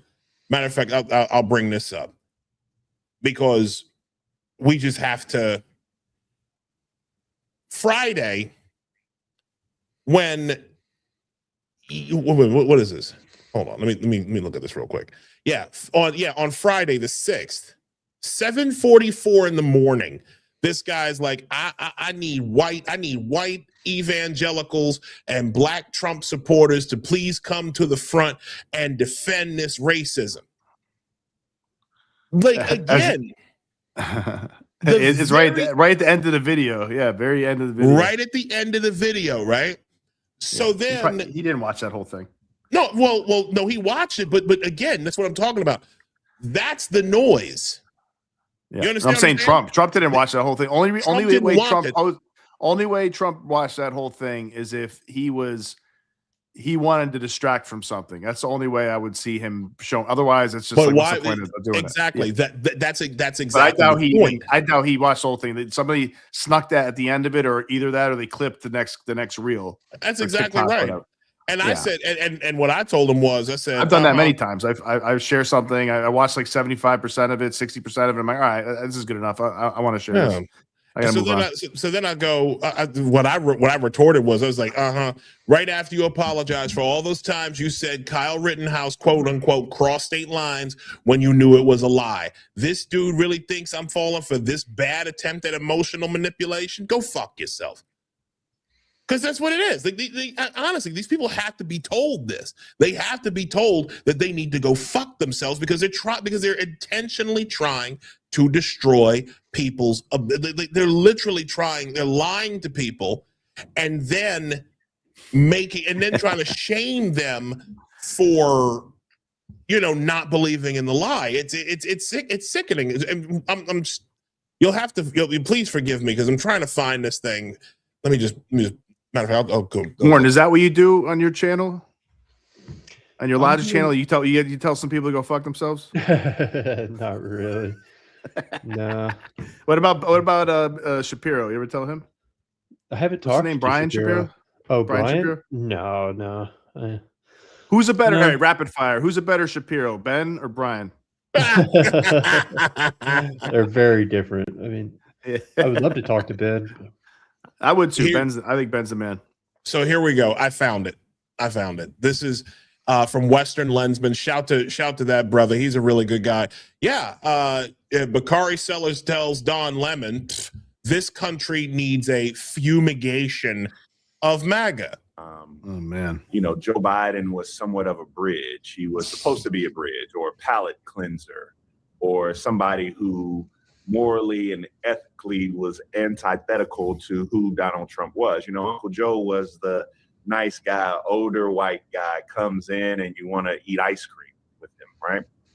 Oh, he's clustered. Well, He also tells you you're not black if you Episode don't vote in our with him. country's history showed us is that we really need some fumigation, right? Fumigation. We need a exorcism, for lack of a better term. We need a more aggressive approach to go in and surgically remove the cancer that is the Donald Trump and MAGA movement. Nigga, what the fuck does that mean? Cancer? Oh man. Yeah, we're part of a cancer What tumor, the I fuck guess. does that even mean? No, I'm serious. What does that even mean? We got to fumigate MAGA. We need to be more aggressive and excising cancer. How can that be anything less than we need to kill our class enemies? How can that be? I'm asking you, Warren. Like, how could that be interpreted? That is That is what. Well, that's what I was describing. They think they are fighting. They believe they are fighting evil. And when you believe you're fighting evil, you'll start to do things you wouldn't otherwise do. That's why I've had friends literally kind of turn on me in a way that I grew up with. I've seen that. Because that's That's sad, man. why. All Really you sad. can be like, hey, I'll sit down and talk with you. But if they're not willing to, You know, and it's you know, that's happened to me as well. I had close friends, not too many, but like one or two, and it is really sad. It's like, you know, especially somebody like you, and me too. Like I'm pretty reasonable. I'm not saying crazy things. I'm not getting super violent or anything like that. You know, you really can't associate with me just because I have a different political position that, by the way, most of the country has, at least based on the last election. And also what most of the Democrats had like 15 years ago. We can't even be friends anymore. It's like it's really messed up, honestly, and it's sad. But honestly, if people aren't your friends for sticking to your guns and being honest with yourself, and then they're never really your friends to begin with, I think. right. You know? I mean, you don't really need them in tell your life. myself that, you know, but Yeah. in their minds, you were voting in someone who's never going to leave office, become a dictator, and is putting people and, you know, disappearing people. And so they genuinely view you as part of that problem. Yeah, totally. And I know you said before, Warren, you said like a lot of it's because it's Trump himself, and I think there is a great deal of truth to that. Like Trump is such a divisive figure. He's obviously speaks very roughly and unpresidential throughout his time in the presidential political life. Obviously, he says a lot of crazy stuff. Kind of, you know, he's very, the way he talks to people can be like, oh, you know, you don't usually hear presidents talk like that. There's a lot worse things going on under Democrats, though. Like I think what's a lot worse than that, of him calling like a reporter a piggy or something like that, or making fun of Rosie O'Donnell or whatever, or calling a country a shithole country, which some of those countries really are, to be perfectly honest. I mean, it's a lot worse as a Democrat, I think, to be pushing young children to question their sex and you know, I'm not legitimizing sterilize. No. I'm not. I'm making a point. Yeah. I'm making a point, Warren. I just wanted to like make the side point. You don't have to defend yourself, so I'm about to bring this back. But you know, just this is like this choice that I'm making, and probably somebody like you or Isaiah are making, is like, yeah, Trump says some stupid stuff I wouldn't say, but at least we don't have an entire movement of kids being like, since they're kindergarten, pre-K, some of them in certain schools being like, hey, maybe you're trans. You feel bad? Maybe you're trans. Is it hard to be a girl? Maybe you're trans. Then they get sterilized, puberty blockers, you know, potentially getting mastectomies and castrated and stuff like that. It's like, that's absolutely insane. And that's happening in the groundswell, you know, from the bottom up. That's already affected thousands of kids. And luckily we're finally seeing like a reversal of that. It looks like a little bit, you know, and we just saw a big lawsuit win. But that might not have Dude, been the yeah. case if people didn't fight back about this and make videos like you've made and just kind of poke holes in this kind of really crazy argument they've had where you can't even question it. So it's like Trump could say anything that he wants for the most part. Like as long as Democrats support that and they support openly being racist against white people and openly being abusive towards males and boys in general, open borders. I mean, that's just to me, it's not even close at all. But just to get back to my just to get back to my original point though, because I know I'm being long winded. But to Warren, like you said before, like a lot of it's because of what Trump says. And it's true. That's true. But I also believe this, like if JD Vance wins or Marco Rubio wins, if those guys win, it's going to be the same thing. Probably, honestly, it's going to be, well, he's actually worse because he's smarter. He's actually worse because he's even slicker about it. They're even more fascist. Like it's just going to be a continuation of like everybody who happens to have power that's a conservative is like the worst person on earth. So everyone who doesn't believe, everyone who disagrees with me is evil, racist, fascist. It's the same thing. Yeah. I mean, and it's highly hostile. Yeah, it is. So let me ask you this, Warren. Where do you see things going from here? Like, do you see the polarization getting any better? Do you see maybe people starting to come together more? I mean, like, especially with all of, like, we already know that the powers that run this, that run the Democrat Party, that run, the elites that run everything, we already know what they want, right? They want people to keep butting heads. But my question to you is, what do you think is going to happen? Are you seeing more people coming together, or are you seeing the opposite of that? I think the age group, college and above, our generation, I don't think we're going to see, I think it's going to remain kind of where it is. I doubt we're going to see much change or sudden unity. I think everything's pretty entrenched. The best hope we have is that younger demographic, kind of like I just did a video on this recently with Sam Richards and what he's doing, but I do think there are more young people and we're seeing this. Yes, they're all over the place, many with Nick Fuentes and whatnot, but I think that's where the potential change could be coming from. But I hate to be pessimistic. I don't see much. I think it's just going to be locked in like this for the rest of the demographics are probably just going to maintain what we're seeing, unless it escalates, which it could. I mean, we were on thin ice recently. It could easily escalate more. Yeah, I get concerned, man. I'm kind of in that. I get concerned, like because like obviously so many universities are indoctrinating kids in this farther and farther and farther left stuff, where it's basically almost communism, really Maoist communism in a lot of ways, and then plus they have the gender aspect and the race aspect to it. But also it's increasingly in K through 12, and right now under Trump, I know he's really put some dents in the whole DEI, CRT kind of infrastructure, which is great, but if he loses the next or the Republican loses the next election, I gotta think that the Democrats are gonna go full force to fortify all that, try to make it illegal to even end it, maybe try to rig elections or do something with do it so it's gerrymandering, whatever, to make it so they really consolidate power, because Trump really put a big wrench in what they're doing as far as like just the whole DEI infrastructure as far as like these woke what do you call them, officers, DI officers, and all these different departments. They've lost a lot of money with this stuff, and a lot of people lost jobs. And there's some good progress being made on that front. Like, and this is a good way to kind of bring it to an end here because we've been talking about like Emerson, and I suspect that it's kind of not as bad. I haven't been on campus in a while because I'm teaching my class remotely, but I think the Social Justice Center, they rebranded it, or it's been closed. Yeah, they changed the name. So they're seeing the writing on the wall in that way, and they're a business. They're going to adapt. all the way through Hollywood. Yes, Hollywood's in a really bad place financially, but I think we've made a lot of progress with the ability to even have these debates. We never would have been able to have the trans discussion back in 2016, 2017 in the same way we are now. I do think you're right that we're going to see a pendulum come in the other direction, and Democrats are going to, I think, probably at this point be in power next round, and that could be scary.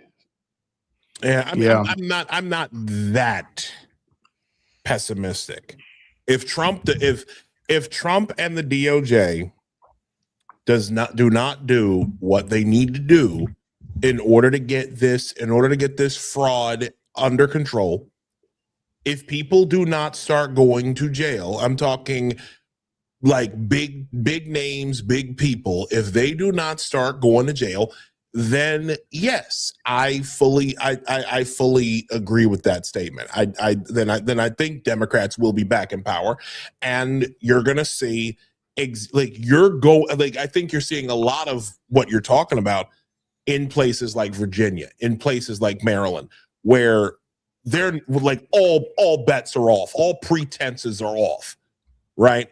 The first thing within the first 30 days of Abigail Spanberger's governorship, they gerrymandered the fuck out of the Commonwealth, and now there are, out of the 11 districts in their state legislature, 10 Democrats, 1 Republican. Yeah, and the Democrats like it that way, man. And they love it that way. They love it that way. So they're gonna be happy right now. Their supporters are gonna be happy. They're not gonna be like, "Oh, that's unfair." They're gonna love that. Yeah, state of Maryland right now, Governor Wes Moore, somebody who I thought was a better man than he is. This guy's literally trying to ram through gerrymandering to the point where it's all Democrats. All Democrats in the state legislature. They are trying to, we are doing one party rule and we could care less. Nobody wants it. No Dems, no Republicans, nobody. But everybody, but he's the one who's pushing that. Hakeem Jeffries, through him, is pushing that. But that's the type of polarization that's going to happen. It's going to continue. It's going to get worse. We're already seeing, we're seeing warning signs of that right now. So, last thing. Oh, wait, Joker King has writes something. He says, in my opinion, Bondi was suggested to Trump because she was planted to drag her feet. Do nothing to hamper the MAGA movement. I agree with that partly. I believe that with the biggest stuff, Bondi ain't it. But when it comes to things like getting assholes like Don Lemon off the street, which she did, and the way that they charged him, I think is going to be good. There are some things that I like Bondi for, and there are some things that I'm a bit against her on. But anyways, last thing before we let you go, Warren.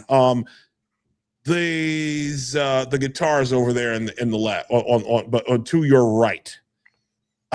You started telling us a little bit about them after right before we went live. What is the deal with those guitars? And and how well can you play them? Oh, I used to play guitar a lot. I haven't played in a long time. I don't think those are in tune because my dad made those, so that's why I have them. He used to teach wood design. My parents were both professors growing up. It probably had a big impact on why I was like, oh, academia is a great career because you can practice. If you're doing something like in the arts, or it's a great way to have your studio space, get to do your thing as well as teach and have the stability that comes with it. And so, yeah, my parents were both professors my entire life. Not like massive money-making professors. I think growing up, now I hear stories about professors making like 6 figures. For them, it was about 50,000 is what a professor makes. So. Wow. But yeah, interesting. That's the story on the guitar. So Warren, I have a couple of questions before you leave. So what was it like going on Rogan's show, man? Do you have any interesting stories or anecdotes on that? I didn't know you went on Rogan's show. Yeah. No, it's surreal. It was surreal, I think about it sometimes. I wish we'd had some more time. I don't know if I'll ever get to do it again. I doubt it, but it was cool. I mean, what were your thoughts from watching it, honestly? How do you think it You went? I seen like the first. I actually listened to your whole Jordan Peterson one, and I listened to like the beginning of the Rogan one. I didn't want to get too deep into it because I had to talk to you myself. But so he reached out to you, like he just like shot you a DM or what? 'Cause I think that's usually how One of his people did his booking yeah? person. That's cool. That's cool. Did you hang out with him afterwards? No, You it think guys was like go, in and you go to out. the gym with him? Do the gym with him in the morning? No, it was in and out. No cold plunge, at least. Yeah. No. No bow hunting. Yeah, I don't know. Maybe it wasn't good. Maybe I didn't do. Nah, good he job. doesn't do that with everybody. He like I think he usually more like with celebrities or something. Maybe he'll go to the gym with him, like The Rock or something. He doesn't do that with Listen, everybody. if I ever am blessed to go on to Joe Rogan's show, and I'm just telling this right now, I want to train. I want you. You're gonna have to take some of his sidekicks and his Taekwondo roundhouse kicks to the leg, man. I'm gonna tell him to do that with my chicken legs. Fuck out of Yeah. here! I gotta With get the- back. I put gotta the get pa- back to put the some gym pads for a on. few months. That guy. Oh my god, Joe Rogan. That dude is like, he's a little pit bull. Yeah, he is. Jeez, He can kick. man. He was a Taekwondo champ, so he was a great, really great kicker. Yeah. His spinning side kick and roundhouse kick are pretty phenomenal. How was it talking to Jordan Peterson, Warren? I know that's a that a I feel good hero about of that yours. one. How was he? That was really interesting. We got to talk a bit. I mean, these guys are just busy. It's usually very scheduled in and out, but no, I mean, yeah, we got to speak for a few minutes afterwards. I feel like that one went really well. I think I was a bit more relaxed for some reason on that one. Oh, Rogan's tough. You're in person, and Rogan's like millions of people are watching that. Yeah. Yeah. I honestly don't know how it came across, I thought it was fine. Rogan, I'm going to finish listening to it. I listened like the first 40 minutes or so. I just didn't get a chance to finish the whole thing, but I'll finish listening to it afterwards. But I listened to the whole. Yeah, and I'll listen to it also. And that was Jordan Peterson. I know you said that he's big influence on you. Same here. I read all his books except for the last one. I didn't read the last one yet. And I listened to a lot of his lectures. Listened to a lot of his podcasts. His lectures are great. If you listen to his podcast, like biblical lectures and stuff, as well as his maps of meaning lectures, are really phenomenal. They really teach you a lot about the world and the human condition and the purpose of life. So I really recommend it to people looking for that. Yeah, that one was a bit very more smart, very surreal, smart guy. honestly. Yeah. That was probably more surreal than Rogan. I'm praying for him too, because I know that that he has not been well lately. I think the last time I saw Michaela update something, said she said he was doing a little bit better, but he's still kind of out of commission. So we're gonna continue to pray for Dr. Peterson and all the rest. Warren, it has been a pleasure to talk to you, sir. It really has. Yeah. Where can people find you, and what are you working on? Anything you're working on? I got a book coming out. A few months. So just got the final manuscript in to the editors, and we should be going soon on that. I haven't announced it yet, but sure, you just did, bro. You just did. All right. That's cool. We got a little exclusive here. Congratulations. Yeah. Do you know what's it going to be about? Can you divulge that? Or It's like my methodology. It's called A Mind of Your Own, Unlocking the Power of Critical Thinking. But it's more the strategies. Everything I was trying to write out what I think is. I'm trying to write out how I do, what I do, if that's something that can be articulated, and the lessons I've learned that have been most helpful. What I think is most important. It really goes beyond just debates, though. It's more kind of strategic game theory in a way. The idea is that we're all in a game every day, multiple games, these small verbal chess games that often are debates. It's true. From talking to the people I've talked to, the lessons I've learned. Especially when you're in a relationship, whether a romantic relationship, even having kids and stuff. You're in a lot of those. You end up being in a lot of those. Yeah, when you Warren, debates. when that book does drop, come back. Please, you are more than welcome to come back. We appreciate we appreciate you coming in and talking to us. We would love to read that book also. So Sure. That'd be great. man. I'm sure it's very useful we'll stay to in people. touch. You're the Absolutely. most. You might be the chillest debate me, bro, on the internet right now, Warren. Just so It you could be know. a drawback, sometimes I worry that it's like on things like Rogan, is it too low key? Because I just can't help it. Honestly, it's. I mean, I think We it's don't good judge. when. No, I think it could be good because some people don't want to hear. I don't look for me. Like sometimes I'm in the mood for the Piers Morgan, people screaming over each other, but it'd be a little too much. Or Abby Phillips show. It's really obnoxious. Oh God! But like at nighttime when I'm about to go to sleep, I like to hear more chill, relaxed stuff. And if I could get a debate like that, I might want to listen to that. So. yeah, Well, Pierce brought me on. I don't know if they're probably like, this guy's not loud enough. Maybe. Well, But it's cool to have the opportunity. I want to. Well, Warren, I do want to thank you for joining us tonight, and I especially want to thank you for joining us because tonight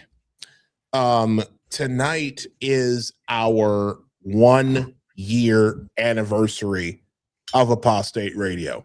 Cool. We started this. We started this thing back at Super Bowl Sunday of last year. Did we? Started it. Yeah, we did. No shit. Yeah, Adam Coleman was our first. We had done. We did Sunday Night Live stuff, right? Like But that was Super Bowl Sunday. That was Super Bowl Sunday. That's funny because I was wondering today. I was talking to my friends, and I'm like, "Who the hell won the last Super Bowl?" I had no idea. I had no recollection, and that's why. Yeah, that's why we had a show. Okay. Well, we had no. Well, what we did was we had it early, so that we didn't miss. I just forgot the game. Yeah, this time we're going right through. And by the way, it's 29-7. Is it still going? Well, yeah. I mean, I'm gonna go check it. the Seahawks are going to win it. And shout to Mike McDonald, who should have been the next coach of the Baltimore Ravens. He was our defensive coordinator. And then they let him walk to become the head coach of the Seattle Seahawks, and he just brought them. It looks like there is approximately, hold on, I'll tell you, there's 2:40 left to go in the game, 29-7. It looks like he is about to bring Seattle a Lombardi pretty soon. So somebody's getting the cooler on their head. Yeah, man, and he deserved it. Well, Mike is a big motherfucker. So I don't know if they're gonna be able to pour it over his head. But Warren, thank you so much for joining us, man. We greatly appreciate it. Enjoy the rest of your night, and we'll talk. Hey, Warren, if you need anybody to come on with you and Shapiro, man, jump in and start yelling. Yelling at people, talking shit. I'm your guy. Let me know. I'll jump on. All right, guys. Well, thanks. All right, Warren. Thanks a lot, bro. Hey, man. Thank you, man. We appreciate it. He's good. an interesting guy, man. Well, I like him. Yeah, he's a smart guy. Definitely low key. I gotta hand it to him. Like I said, somebody like that, he can. The one thing I like about guys like him, and this is why I was trying to pick his brain a bit. Because I'm not low key. There's nothing about me that's low key. That's for sure. You see me? I'm in here looking like Mr. Kool-Aid Man over here. Like I'm in all right. Hey. Yeah. So, but what I'm trying to say is, I sometimes do need to chill out. I do. I do too. I do too. It drives me insane what the left is doing. I've kind of reached the point. I've kind of reached the point where I see these people I genuinely see, and maybe it's because we lived under the rule of these people for 4 years under the Biden administration. And prior to that too, man. And in prior a lot to of ways. But Yeah. like this was the first time that the left just completely took all of the all the pretenses were gone. All of we are coming, basically, I don't know if you've seen the memes of where they'll have WAGTFKY. You know what that means? WAGTF or WAGTFKY. It's an acronym. What's it? What is it? What's that mean? It stands for "We are going to fucking kill you."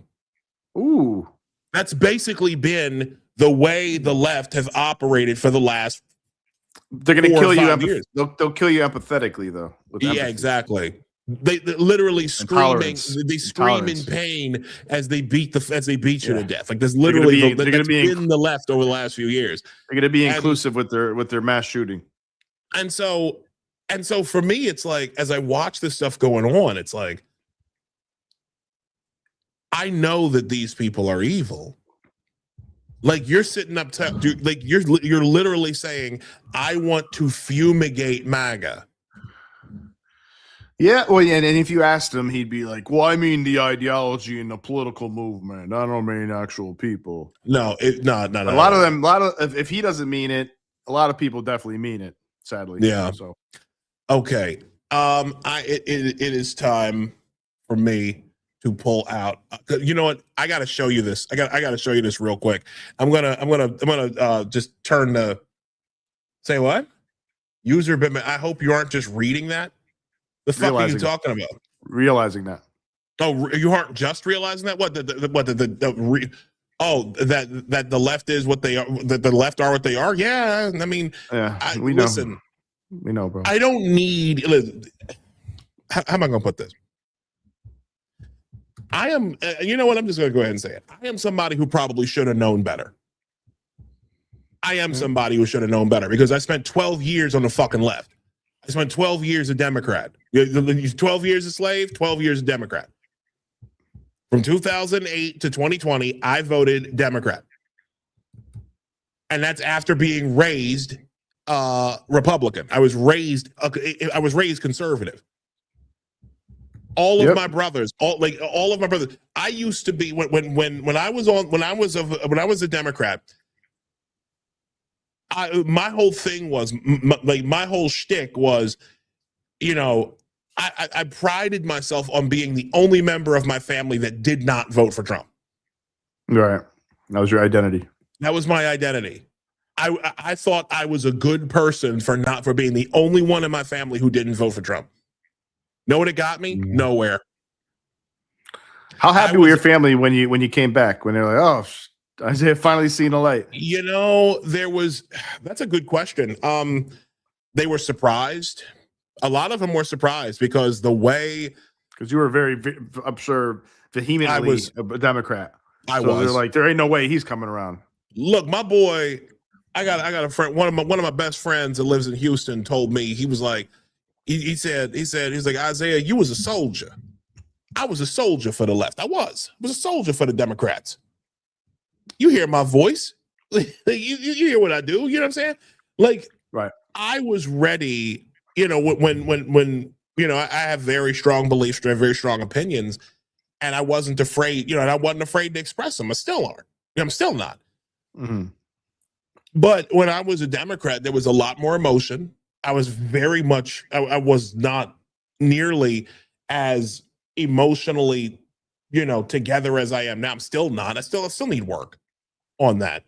But yeah, me too. If you really want to know what my biggest problem with the left is now, it's how how genuinely weak they are. Like they encourage weakness. Mm. They encourage toddler-esque thinking. It takes the fact that they're completely divorced from reality. Like the amount of dissociation from reality one has to have to literally believe that men can become women based on nothing but say so.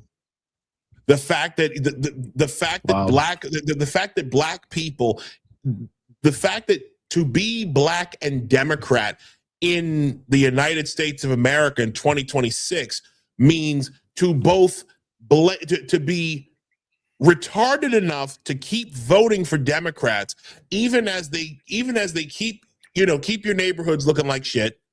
They put illegals in your neighborhoods. They extract money. They extract money and programs that were meant for black people. They extract all of that from blacks, give them to illegals, and then somehow blame Republicans and blame Trump for every ill in society. Literally acting to dismantle and destroy the black community, and then asking us to blame Trump. It's insulting. It generally is. I'm gonna let you.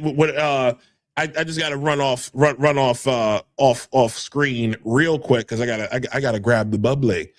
Yeah, this is celebration tonight, y'all. Please bear with me just 1 second. Let's just take an intermission, man. I'm gonna take an intermission too. Bathroom. Oh, you are? Yeah, we're gonna just real quick. We're gonna take a quick 5-minute break, y'all. We'll be right back.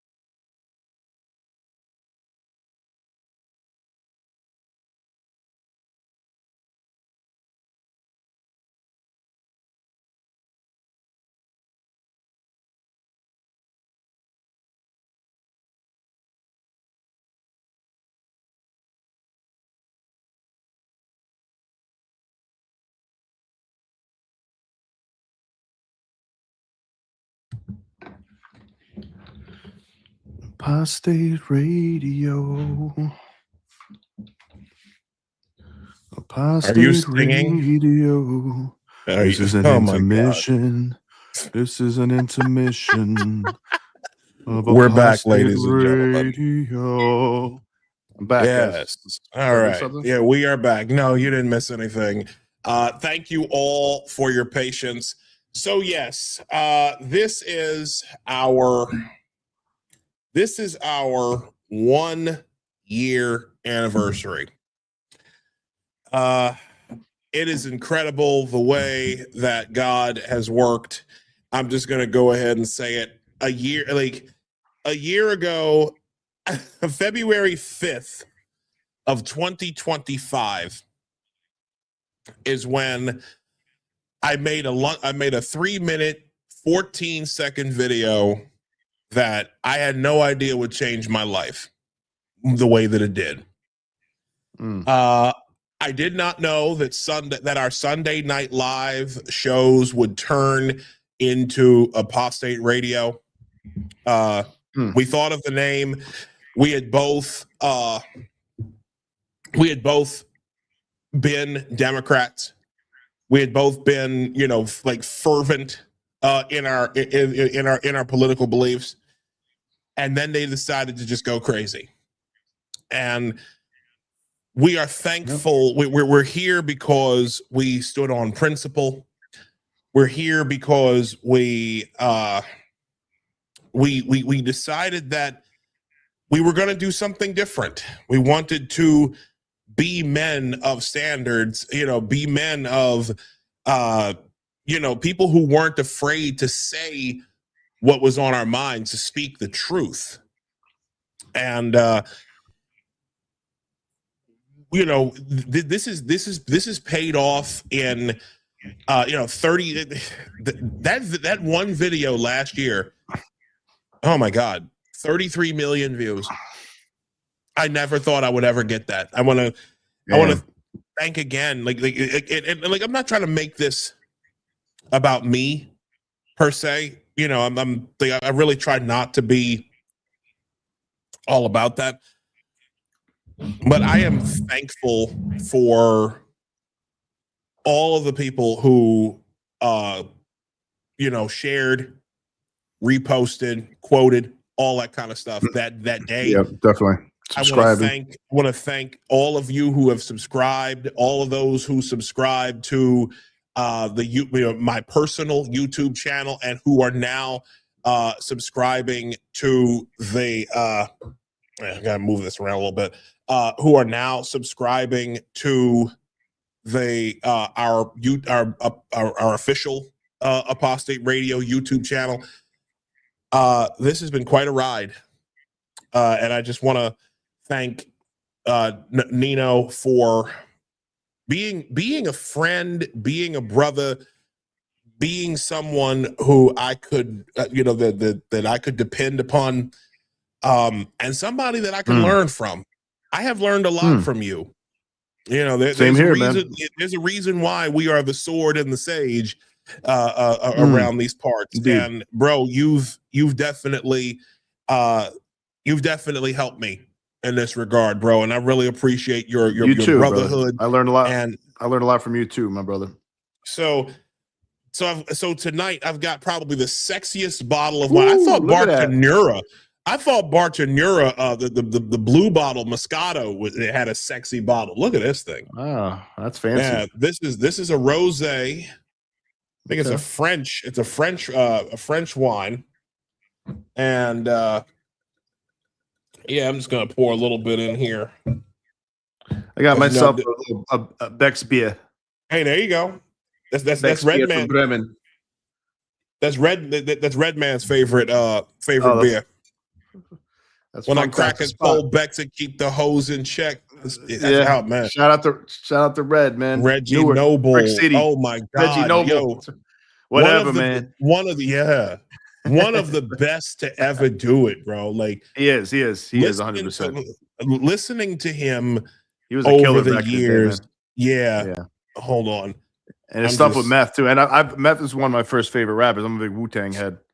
So actually, I got to listen to their albums. I actually never really listened to their albums together so much. I should actually give them a listen. Yeah, but their singles were dope. The Blackout or whatever, the Rock Wilder. Oh yeah. Like hold on. Check up. I shit. also there we go. This is Reggie's the man. Hold on. I'm trying to Those old tracks he had with EPMD, Eric Sermon. Oh yeah. Yeah, man. All right, hold on. I'm pulling something up because I want to take this moment to also honor the late great Scott Adams, creator of Dilbert, Atomic Scott Strip, Adams, man. Rest in peace. who inspired many of us to think for ourselves. He passed away from cancer a couple of weeks ago. We didn't really do a proper tribute to That's him. true. Razor Fist, our friend Razor Fist had a very touching tribute to him. A tribute video to him. Shout to Razor Fist. You should check it out. I gotta check that out over here.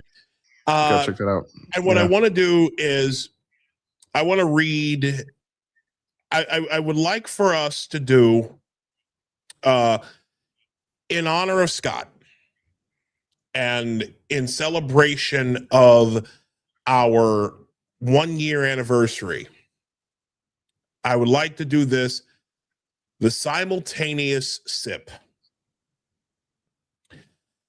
About 6 years ago, he actually printed this up, the new and improved text, and I want to read it right now. And this will be how we honor Scott. Scott, I know why you're here. You're here for the simultaneous sip. All you need is a cup, a mug, or a glass, a tankard, chalice, or stein, a canteen, jug, or flask, a vessel of any kind. Fill it with your favorite liquid. In this case, it's wine. And join me now, ladies and gentlemen, for the unparalleled pleasure, the dopamine hit of the day, or in this case, the night, the thing that makes everything better, the simultaneous sip. Rest in peace to Scott Adams, and we will see you again in Valhalla. rest in peace, Scott Adams. That is the good stuff right there. Thank you once again for your continued love, your continued support. This has been Apostate Radio, episode 43. Next week, we've got a real big one. Logan Lansing. Ooh. I have been trying to get this motherfucker on our show. One of the you want to talk? Listen, Logan plays hard to get. James Lindsay is not the only Grand Master of anti-communism. Ooh. I know that we dubbed James Lindsay the Grand Master, but he is not the only one. Logan Lansing is another one who is very, matter of fact, Logan Lansing and James Lindsay wrote a book together, The Queering of the American Child. So, but we are going to be talking. Yeah, man, that was a great book. But we are going to have we were going to have Logan Lansing on the show for the first time next week. He will be talking to us about his brand new album that he dropped.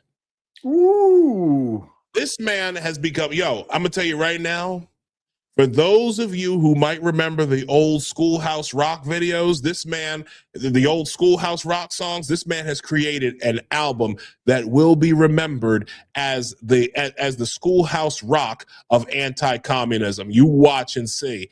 Logan Lansing next week, tentatively for 8 p.m. We may, just to give you a quick heads up, we may have to schedule a little bit earlier, but we'll keep you posted on that, ladies and gentlemen.